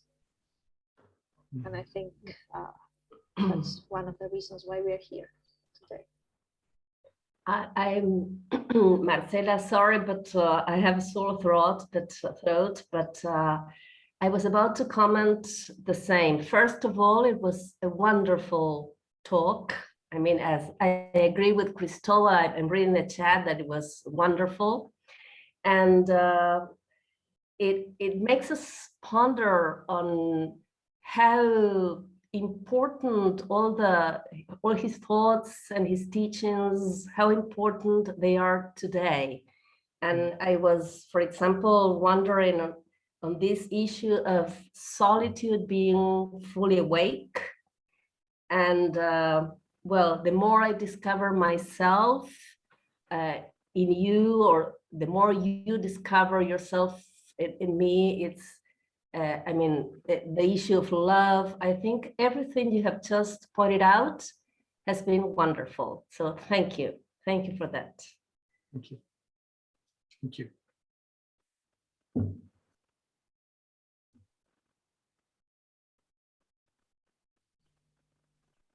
Okay, any more comments? Andrea. Yes, Andrea. Mm-hmm. Yes, thank you. I just wanted to say that I was moved by the way he built bridges, shortening distances with everybody. His openness is like, it touches me a lot, because it seems easy when you are, I don't know, a monk, because probably he was educated to be like that. But it's not easy to have this gift of listening and be open to everybody, and at the same time build bridges to communicate with any kind of people, and in that way he could share his message, and his message was received by everybody, no matter their religion or their ideology. And in these two speeches or conferences, both of you have spoken about the same. And I think this is what most touches me. Thank you very much. Very interesting words and speech. Thank you, Andrea. Thank you.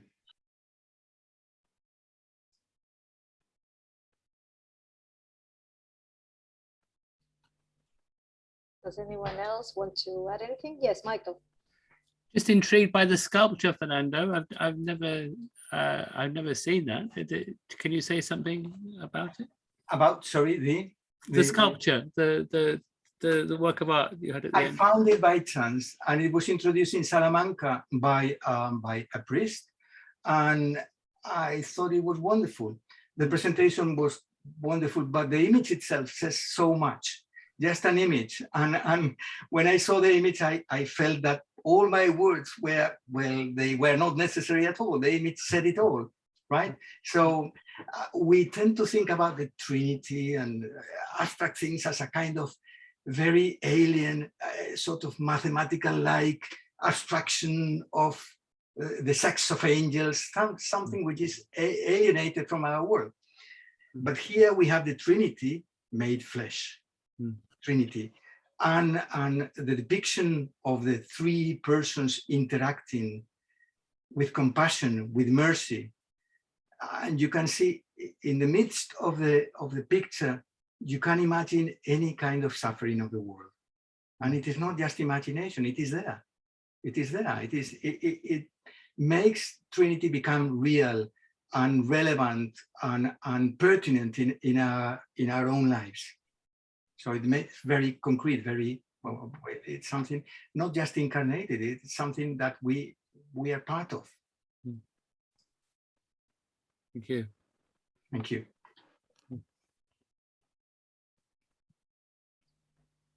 Well, thanks, Fernando, for your presentation. I shared the Spanish version with all attendants, so I would also like to thank you for that, for taking the time and care of preparing the presentation in both languages, and well, for choosing English, which has helped all of us, okay? The English-speaking attendants and Spanish-speaking ones who didn't have to make a transcription right now. So thanks a lot. Okay, and now we are going to welcome our third speaker of the morning, David Golemboski. David is Assistant Professor of Government and International Relations at Augustana University in Sioux Falls in South Dakota, where he writes and teaches on politics, law, and religion. His writing has appeared in academic journals such as Political Research Quarterly and Law and Philosophy, as well as in popular journals such as Commonweal and America. He is the immediate past president of the International Thomas Merton Society and is co-editor of the Merton Annual. David holds an MTS from Harvard Divinity School and a PhD from Georgetown University. He lives in Sioux Falls with his wife and twin daughters. So welcome, David. Thank you very much, Marcella. It's very nice to be with you all, and it's wonderful to follow after Fernando, though after such a stimulating presentation, which I only saw the end of, but it sounded wonderful, and I'm apologies to everyone who has to go right into the next presentation without a break. I won't blame anyone for turning off their camera and closing your eyes to meditate or rest for a moment. But I am really grateful to be with you all, and I have so much admiration for the work that Marcella has done to organize this event, and it's really encouraging to see such a nice group of people gathered, and I'm especially grateful to be able to join you remotely. So I'm glad for all of this. The title of my presentation today is Freedom, Dialogue, and Contemplation, Thomas Merton and the New Integralism. So the topic of the presentation is this school of theological and political thought. I'm a political scientist by training. I write and teach on politics, and there's a way of thinking about politics that has seen a kind of revival in the last few years. And that school goes under this title of integralism. And the basic idea of integralism is that we should abandon the idea of separation of church and state, and instead reestablish Catholicism as the official religion of the state. This idea has obviously a long history. It has become a bit more prominent among some thinkers recently, and it's received a fair amount of criticism, as you would expect. What I want to do in this presentation is to think about how Thomas Merton might help us assess this intellectual movement. Merton didn't write specifically against integralists of this sort. And so he might have relatively little to say about the topic directly. But what I want to suggest is that there are in Merton's work key resources that can support a strong critique of this contemporary integralism, and that can highlight the failures of integralism as a political application of Catholic doctrine. So what I will do is to begin by saying a bit more about what I mean by integralism, and then I will point to three bases for critique of integralism within Merton's work. The first having to do with the value of freedom, the second having to do with the value of dialogue, and the third having to do with the spirituality of politics, or the spirituality of political action. So first, to talk about the idea of integralism. So that term, integralism, has a complicated history. Some of you may be aware that it has associations with the French monarchist movement known as Action Française, which used the label of integralism for itself early in the 20th century. Some years later, the theologian and philosopher Jacques Merton used the term integralism to describe his Catholic theory of liberal democracy. And then more recently, some contemporary political philosophers use the word integralist to describe anyone who believes that their religious beliefs have important meaning for their political actions. I want to use the term to describe a different group of people who have used the term integralism to describe themselves and to describe the view that, and here I'm quoting someone who's written about integralism. So integralism is the view that the state, quote, should promote a particular Catholic vision of the common good. Now, the notion that the political order should be governed by a Catholic understanding of human nature, morality, and flourishing, this idea obviously has a long lineage in the history of Christendom. Prior to the rise of the modern secular state, it was a relatively commonplace idea. You can point to the famous papal declaration Unum Sanctum from the year 1302, in which Pope Boniface VIII declared that, quote, spiritual power surpasses in dignity and in nobility any temporal power whatever, and therefore it is absolutely necessary for salvation that every human creature be subject to the Roman pontiff. This is a classical medieval understanding of the relationship of church power, church authority, and political authority. By the late 19th century, Pope Leo XIII began to move in the direction of accepting the idea of a secular political order. And then, of course, in the 1960s, during the Second Vatican Council, the Catholic Church formally, officially embraced a modern understanding of individual rights, including a right to religious freedom, and it abandoned its longstanding skepticism toward democracy. The starkness or the drama of that shift in doctrine really cannot be overstated. The theologian Charles Curran described it in this way. Quote, the Catholic Church in the 19th century strongly opposed all forms of liberalism and regarded democracy as political liberalism. By the end of the 20th century, however, the Vatican had become a world leader in advocating the cause of democracy throughout the world. You might think of John Paul II, maybe the most prominent advocate of democracy from the position of the papacy that we've seen in recent years. The Catholic Church has become identified with the defense of democracy. Those reforms of Vatican II, however, gave rise to predictable but disturbing forms of reactionary backlash. Some of those we've seen play out in debates over sacramental theology, the rules of liturgical practice. But in the last several years, we've seen a new wave of resistance to Vatican II arise in a rejection of the idea of secular government and a desire for a return to forms of a confessional Catholic state.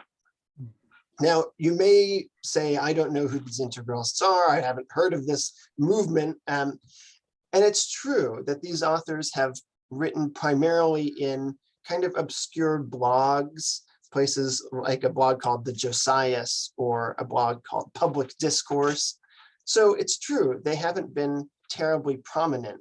However, last year, the Harvard law professor, Adrian Vermeule, who, in addition to being a professor of law, is also an integralist Catholic theologian, made a case for integralist legal theory in The Atlantic magazine, a prominent American secular magazine. And then last year, 2 British theologians published the first serious book-length attempt to develop a full Catholic contemporary theory of integralism. So that's to say, the integralist movement is growing a bit in prominence. Now, all these authors that write under the kind of heading of integralism disagree with one another in various ways, but they agree on this basic idea, which is we should reject the liberal tradition in politics altogether and reject the insistence on separation of church and state. Integralists call for the elevation of religious authority over political authority and for reorienting the state toward a sectarian Catholic conception of the good life. One early prominent integralist blogger, Edmund Waldstein, summarizes integralism in these 3 sentences. Catholic integralism is a tradition of thought that, rejecting the liberal separation of politics from concern with the end of human life, holds that political rule must order man to his final goal. Since, however, man has both a temporal and an eternal end, integralism holds that there are 2 powers that rule him, a temporal power and a spiritual power. And since man's temporal end is subordinated to his eternal end, the temporal power must be subordinated to the spiritual power. Now, I want to recognize the risk that by discussing integralists, that you run the risk of providing them a platform that elevates their profile beyond what they would ordinarily or otherwise be able to achieve. At the same time, the integralist view is gaining in visibility, and I think it's important to provide a strong counter message to their agenda. There are lots of ways in which you might criticize the integralists, and what I want to do here is raise some insights from Thomas Merton's work that might provide intellectual resources for resisting the integralist movement. Now, Merton himself was by no means a loud defender of secular liberalism. He was certainly not in the mold of someone like the Cold War liberal Reinhold Niebuhr. In fact, Merton was critical of Niebuhr in some moments. Similarly, he was critical of some of the secular city theologies advocated by people like Harvey Cox. Merton thought that some of those Christians were a little bit too happy about the privatization of religion. And Merton insisted that Christian contemporary spirituality must remain relevant to social and political issues. Merton believed in a place for religion in the public square, but Merton was not an integralist. In fact, the way that Merton conceptualized the relationship between the spiritual and the political challenges some key assumptions in contemporary integralism and calls into question the authenticity of integralism as a representation of the Catholic tradition's understanding of politics. So in what follows, I want to highlight 3 particular themes in Merton's writing. First, Merton's affirmation of the value of freedom as a reflection of our confidence in our fellow human beings and in the God who created them. Second, Merton's insistence on dialogue with citizens of diverse beliefs, as opposed to domination of them. And third, a contrast between the controlling, power-driven approach to political action that the integralists adopt, and on the other hand, what one might call a contemplative approach to politics. So I will begin with freedom. One of the most obvious objections that you might raise to the integralists' way of thinking has to do with the status of non-baptized people in a confessional Catholic state. Given that we live in a world of diversity and pluralism, how do integralists propose that outsiders to the official state religion should be treated? Now, integralists have often been kind of cagey about this. They have avoided giving straight answers. And that's for good reason, because they're unlikely to win people over on a platform of punishing heretics, which most of us associate more with groups like the Taliban than with contemporary Catholicism. It might seem entirely beyond comprehension that present day 21st century Catholic theologians could support something like penalizing people legally for failing to adopt the proper religious beliefs. And yet, this is exactly what some of the most prominent integralists have admitted their position requires. So I mentioned a moment ago the first full-length book defense of integralism in recent years. This was published last year by two British theologians, Thomas Crean and Alan Phimister. And in the book, they argue that full citizenship must be reserved for those who are baptized into the church. They insist that the unbaptized, including atheists as well as adherents of any other denomination or faith, should retain some civil rights, but also that they should be excluded from the legislature and that they should be excluded from executive and judicial offices.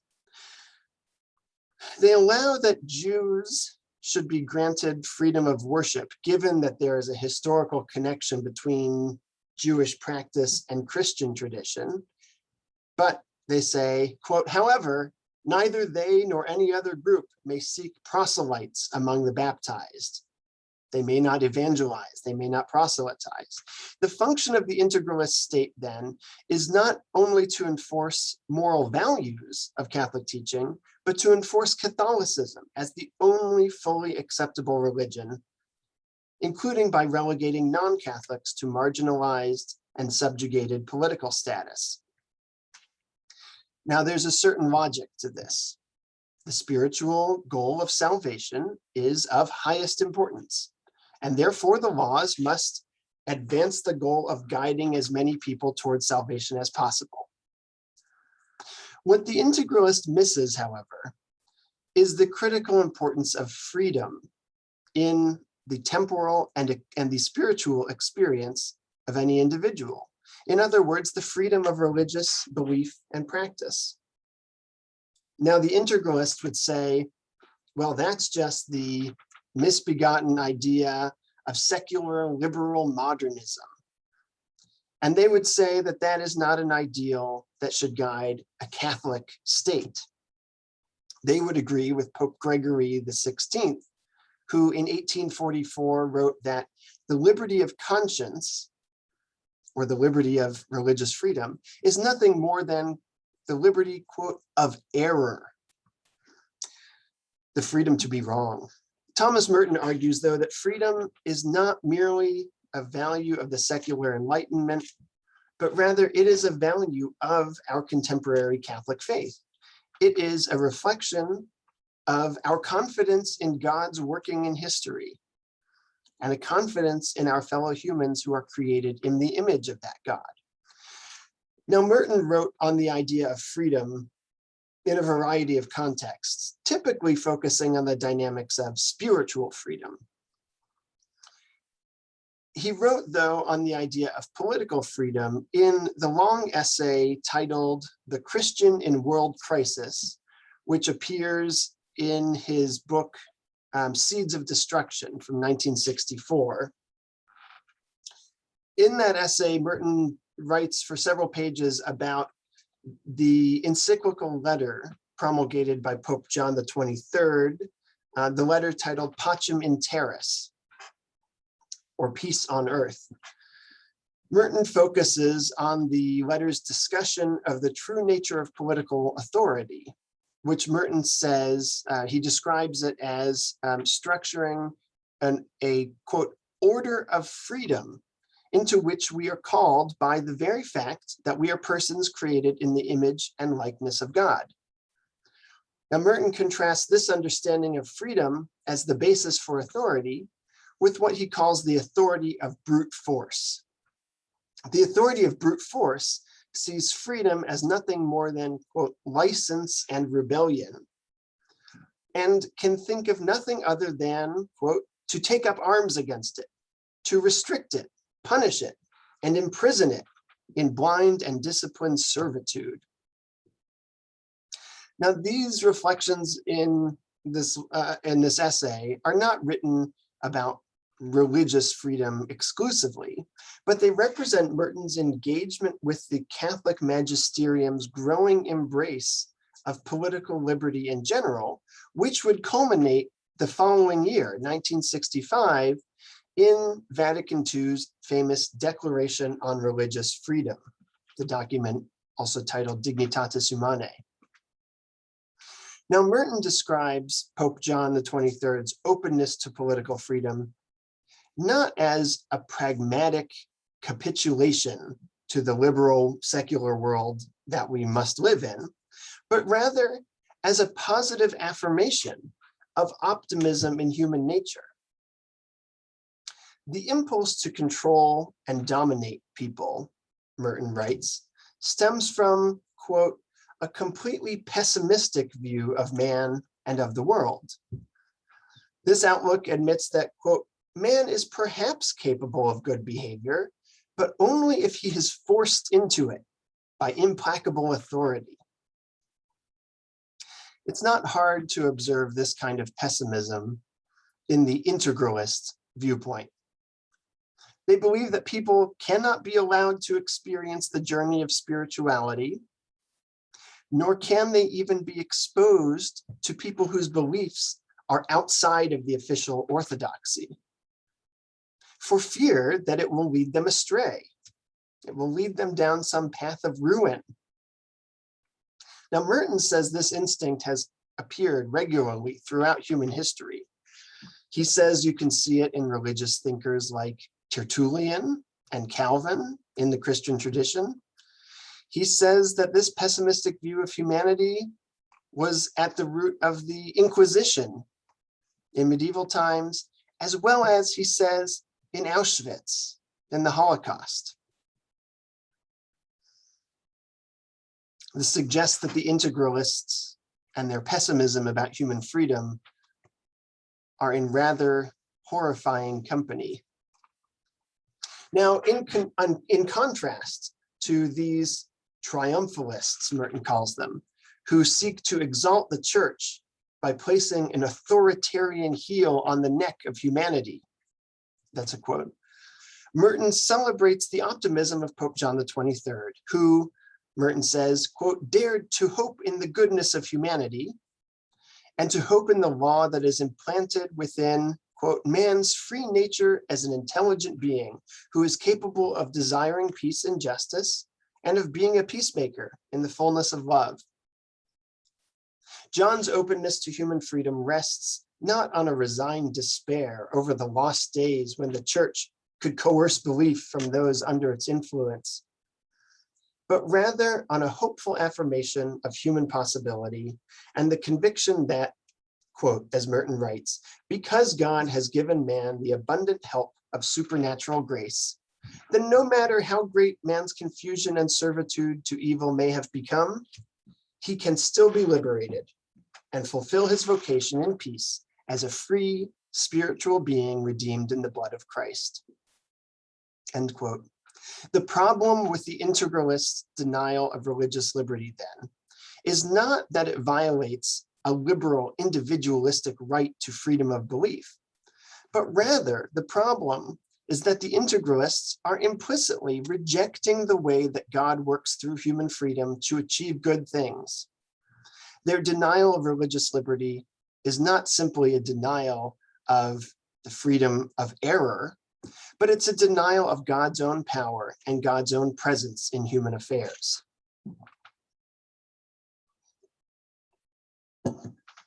Now, to move on to my second theme, dialogue. The second objection that Merton might raise against the integralists has to do with their failure to be open to dialogue with their non-Catholic neighbors. The integralists' willingness to impose restrictions on non-believers not only suppresses those believers' freedom, but reflects a failure of the possibilities of dialogue.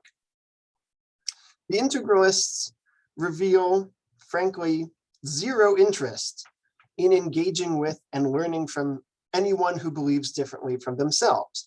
Now, to be fair, I cannot read the hearts of any of these integralist writers. For all I know, on a personal level, they may be open to interreligious dialogue. They may be open to relationships with non-Catholics. My point is not an ad hominem observation about any of those authors personally. Instead, my point is that their political platform reflects a mindset that is closed to dialogue, closed to listening, closed to mutual learning across religious difference. Now, it's clear that the integralists and their understanding of Catholic belief is not one characterized by much humility. They tend to be quite certain of the rightness of their belief, quite certain of the rightness of the church's teaching as handed down by the magisterium. Now, Thomas Cream and Alan Phimister, the authors I mentioned before, they make this clear when they describe the church, the Catholic Church, as the only truly perfect society in existence.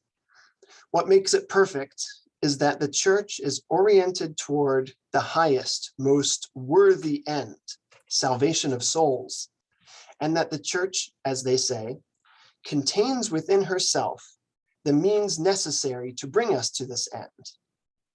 And that is the deposit of faith as guarded by an infallible magisterium, the indefectible apostolic succession and the sacraments of grace, end quote.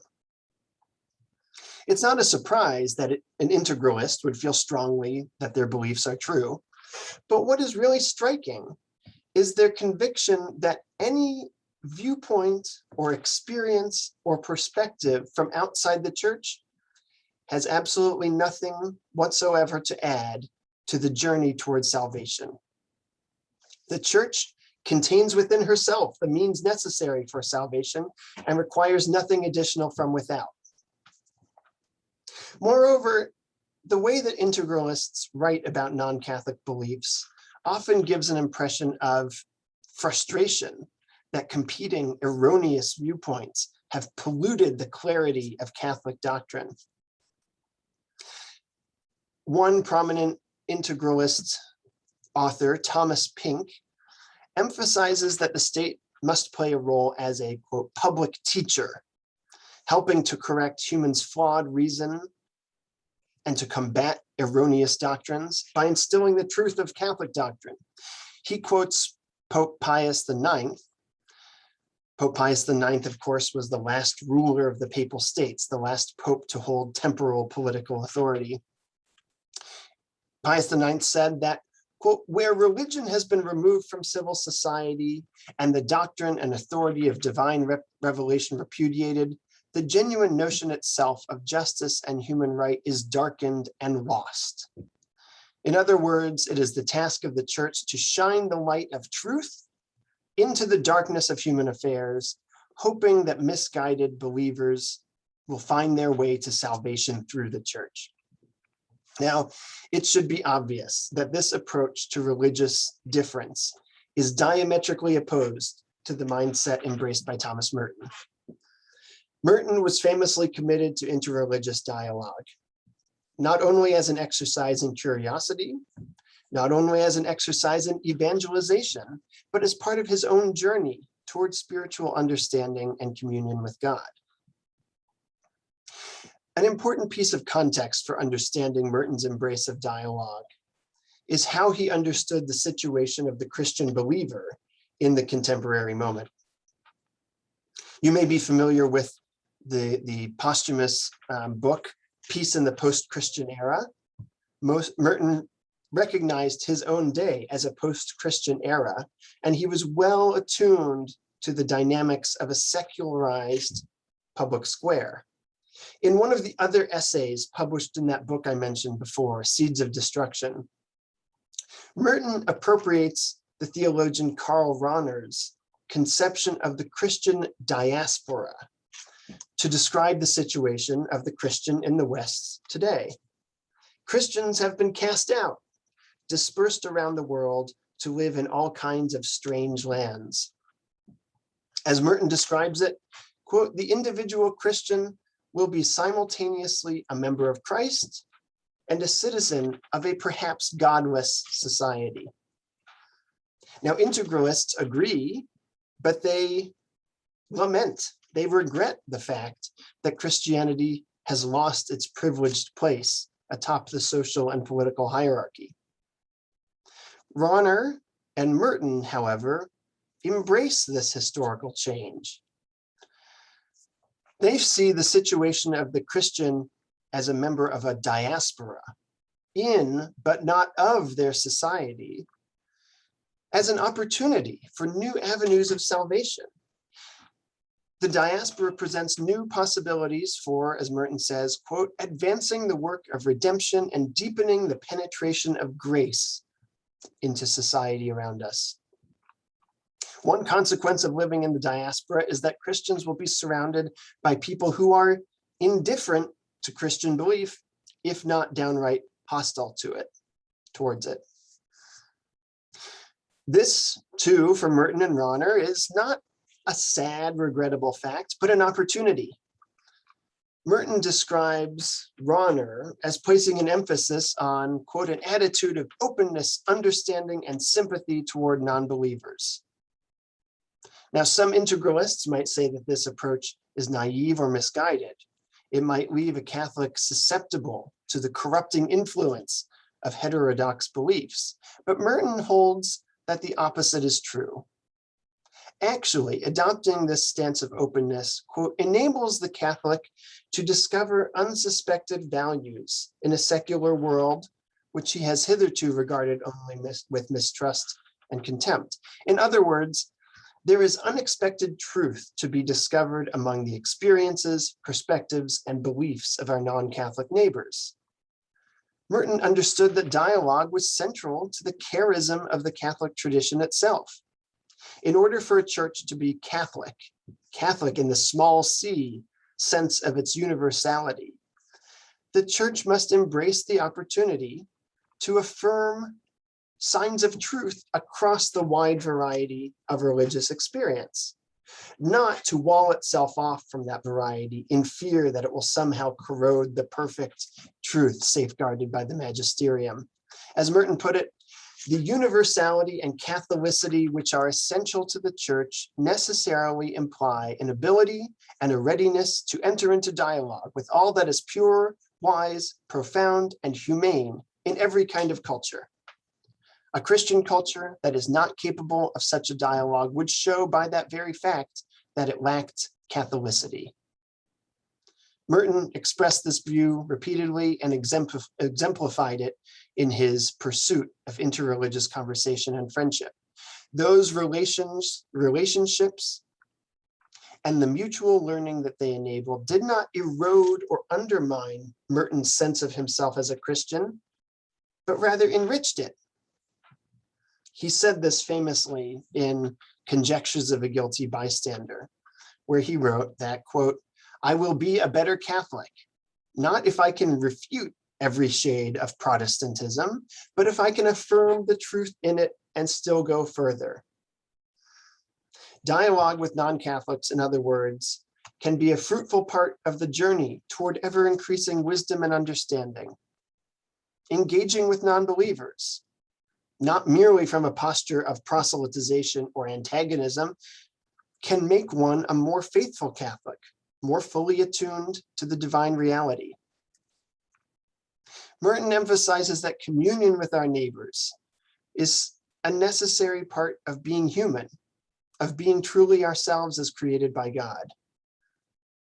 This means going beyond merely being in proximity to one another. It means finding ways of being in communion with one another. Merton writes in New Seeds of Contemplation, "To live in the midst of others, sharing nothing with them but the common noise and the general distraction, isolates a man in the worst way, separates him from reality in a way that is almost painless. It divides him off and separates him from other men and from his true self." The integralists' conception of how non-Catholics relate to Catholics in the confessional Catholic state fails to recognize the imperative of dialogue and the fruitfulness of communion with others across religious difference. The integralist platform supposes that salvation comes by defending sacred doctrine against the pernicious influences of alternative beliefs, ignoring the likelihood that adherents of other faiths possess wisdom from which Catholics may learn and grow. And most importantly, the integralist orientation toward non-believers neglects the basic necessity of finding ways to enter into communion with our fellow humans, not for the sake of winning them over to our side, but for the sake of finding our true selves in relationship to them.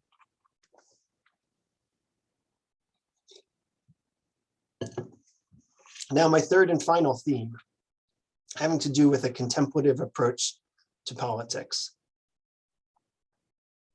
In that essay on the Christian in the diaspora, an essay which I highly recommend you read if you have not, it appears in the book Seeds of Destruction, Merton reflects on the futile ambitions of that Christian triumphalist approach.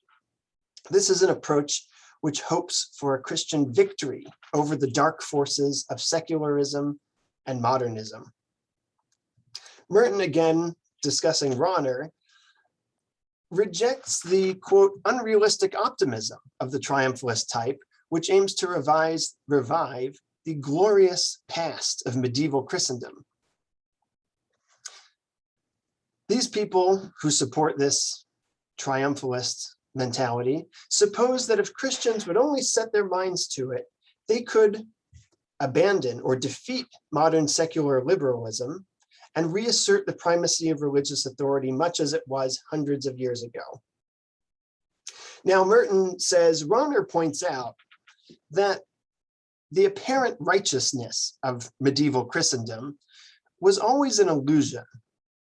In that era, it was possible to confuse the practices of religious and political power for the principles of Christian morality. But that was a mistake, Rahner says. Those were merely the prevalent structures of authority in that day. They were not the only divinely ordained model for a perfect society. In fact, Rahner says there is no single pattern of the secular world as it ought to be. And as Rahner says, we must face the fact that we do not have a complete recipe for the world's problems in our pockets. Now, this might come as news to some integralists. For instance, the authors I mentioned above who wrote this book last year, Thomas Crean and Alan Phimister, titled their book Integralism, A Manual of Political Philosophy. Now, at least one reviewer has noted that adopting this title and the form of a manual suggests that the authors are modeling their book after 19th century textbooks of theology and doctrine, which were structured around a deductive system of argument, which was designed to marginalize dissent, questioning, or disagreement. As that reviewer wrote, a manual presents itself as, quote, a synthesis of authoritative magisterial and theological sources, which cannot ultimately be questioned. Thus, the very format of these integralists' writing suggests a kind of simplicity in their view. The magisterium lays down the one true pattern of political authority, and faithful Catholics have no option but to agree and to comply. And of course, what those integralists believe to be the one true pattern of authority is the pattern inherited from medieval Christendom. Now, Merton might object that what these authors present as the unquestionable truth about the organization of society is, in fact, only one option. The fact that it made a certain kind of sense in medieval Europe does not imply that it is the only way that political and religious authorities should relate to one another, much less that it makes any sense for us here and now in the present day. Even more fundamentally, though, the integralists' ambitions of political influence and control reflect an understanding of human work in the world that is both deeply arrogant and much less distinctively Christian than the integralists believe. As Merton writes, the proponents of a return to medieval Christendom imagine that their victory is right around the corner. They suppose that, quote, with a little more zeal, a little more energy, a few more mass movements, and a smarter use of mass media, the church will very likely take over everything and definitively convert the city of man into the city of God. In other words, these integralists are ordinary political operators. They're driven ostensibly by their passion for Christian virtue, but ultimately they are aiming for the same kind of political power that their secular enemies also desire. In a poem that Merton wrote in 1957, titled The Tower of Babel, A Morality, Merton presents a dramatization of the famous Genesis story of the Tower of Babel. That story, of course, and Merton's retelling of it, reads very clearly as a condemnation of certain approaches to political power and social control. This is, again, a poem that I cannot do justice to in describing it to you, so I encourage you to go find this poem and read it. In the way Merton describes the builders of the tower in this poem, there are clear echoes of the Christian triumphalists who imagine that they are on the front lines of a great struggle for Christian political dominance. In the first part of the poem, Merton sets up a dialogue between two characters, Thomas and Raphael. They talk about the tower while a crew of builders works on the construction. The leader of those builders describes the project in terms not unlike those used by the integralists. The leader says, "It is the greatest of all towers. In fact, it is the only perfect and eternal tower. The tower is inviolable. It will be attacked by invisible powers from above and from below by agents of social corruption. Then when the tower is built, we shall have war, but the tower is impregnable." The tower represents an achievement of virtue, but more importantly, an achievement of power. The character of Raphael criticizes the builders of the tower as divided among themselves and perversely hungry for their own failure. He describes it as a tower of, quote, unbelief. He says it reflects the inability of the builders to believe in themselves or to believe in God.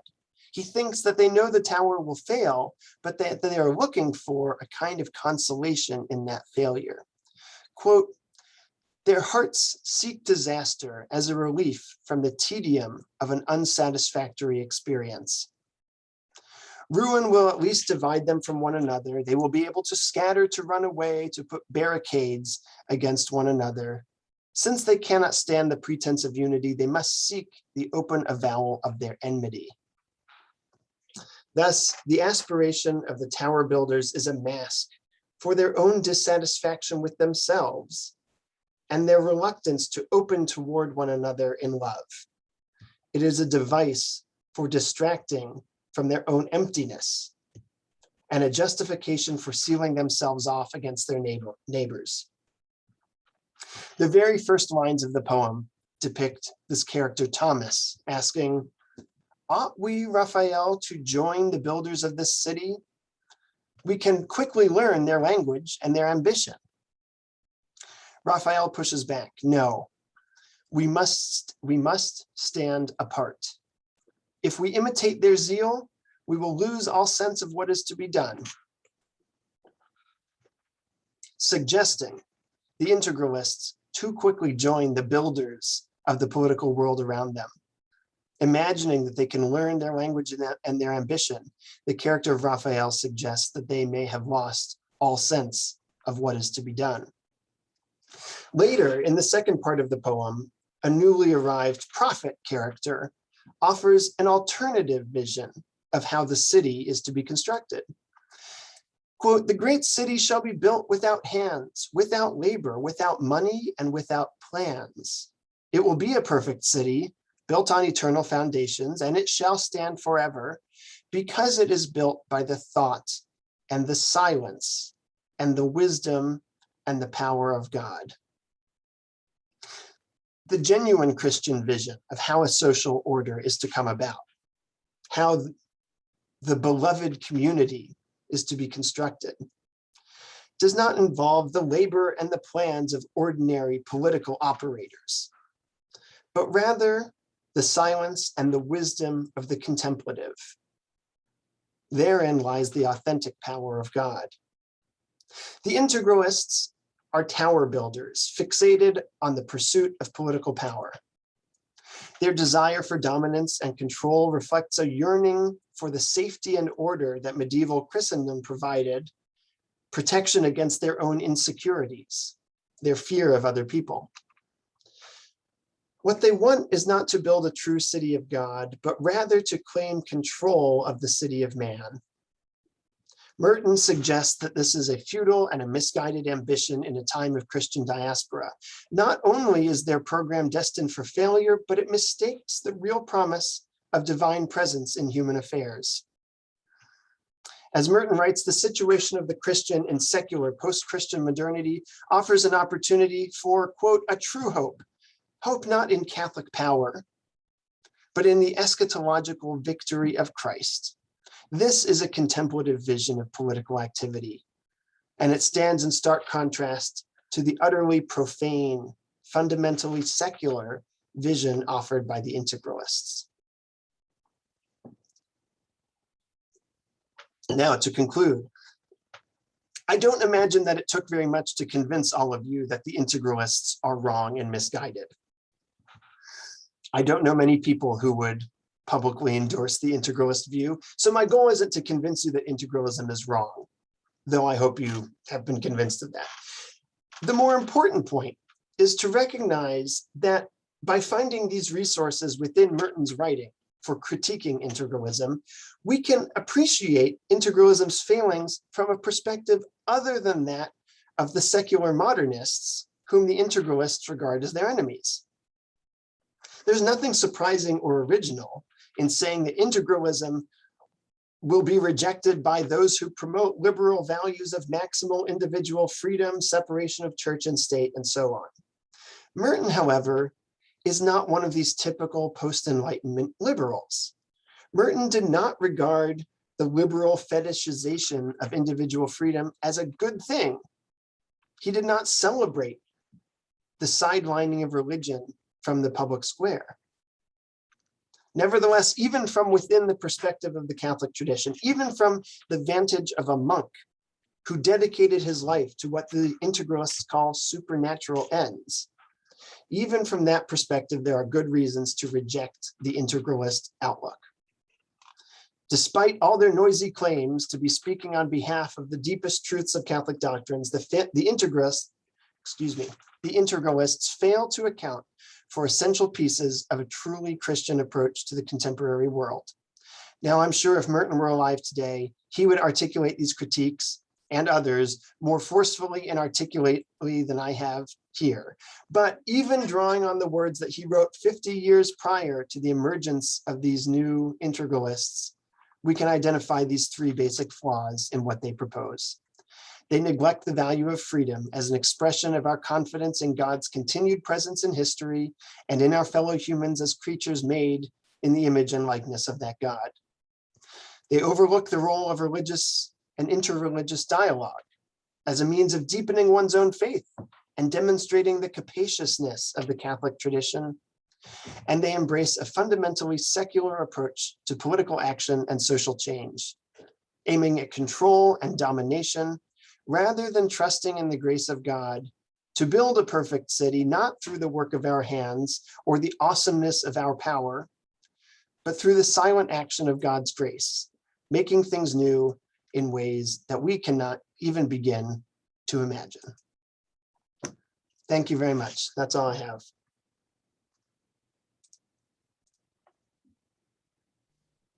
Thank you, David. Are there any comments, reactions, questions?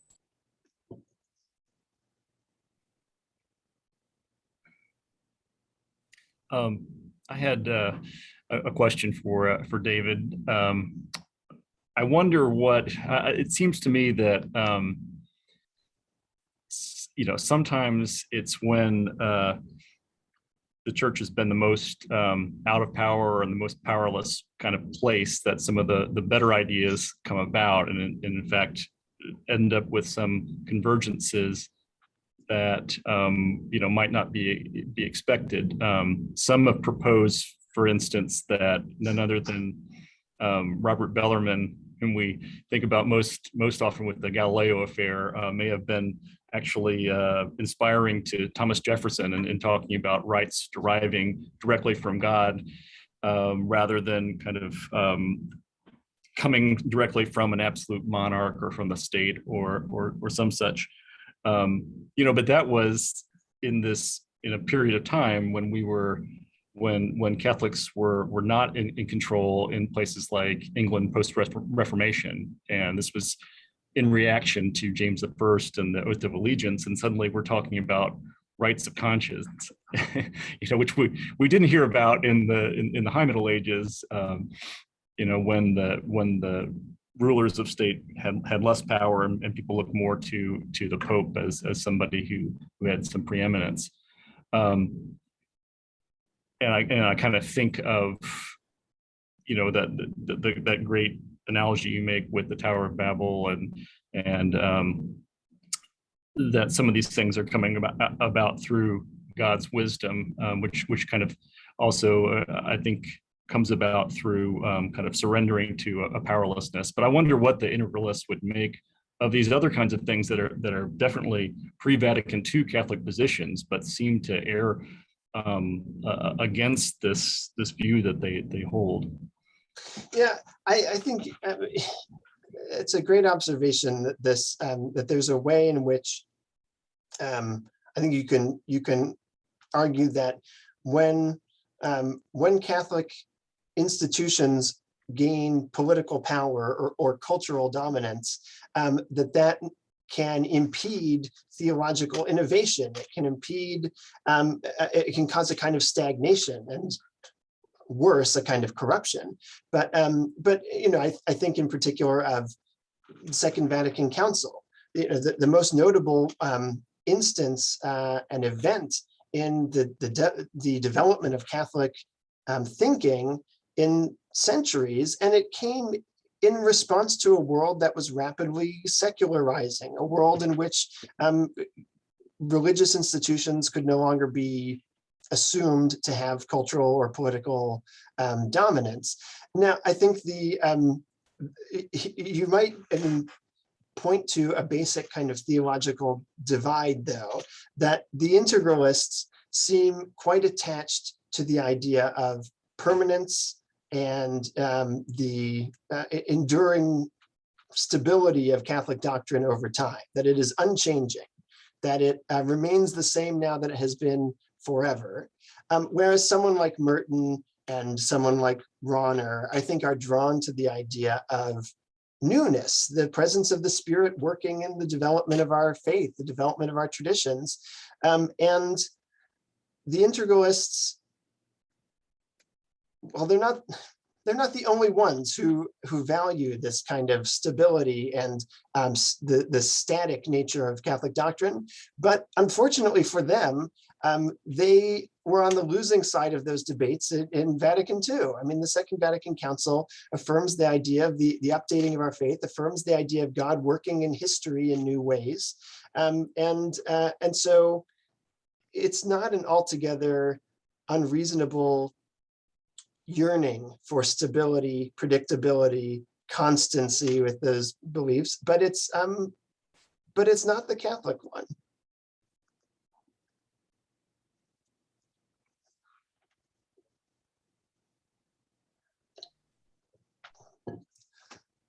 Can I say, Mark, it's nice to see your face. I haven't seen you on screen since you've shaved your beard, and it looks good. My wife of 11 years has never seen my face before this last week either, so it's been kind of a shock. My daughter either. It's been quite a shock in the whole household.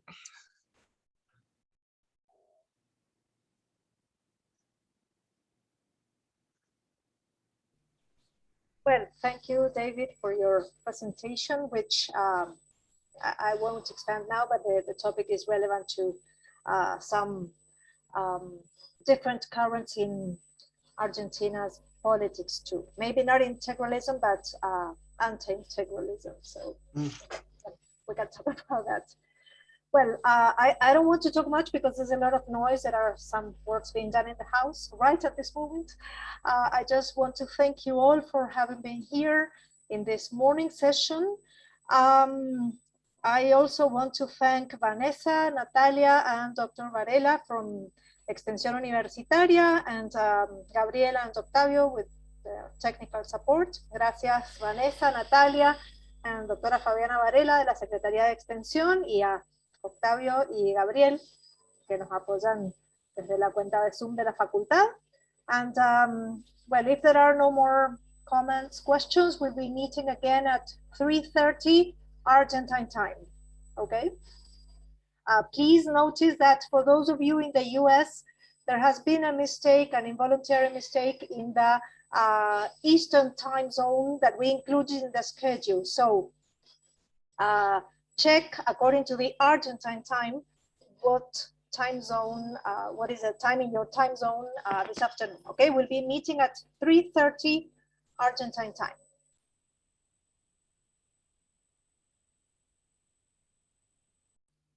Okay, see you later then. Bye-bye.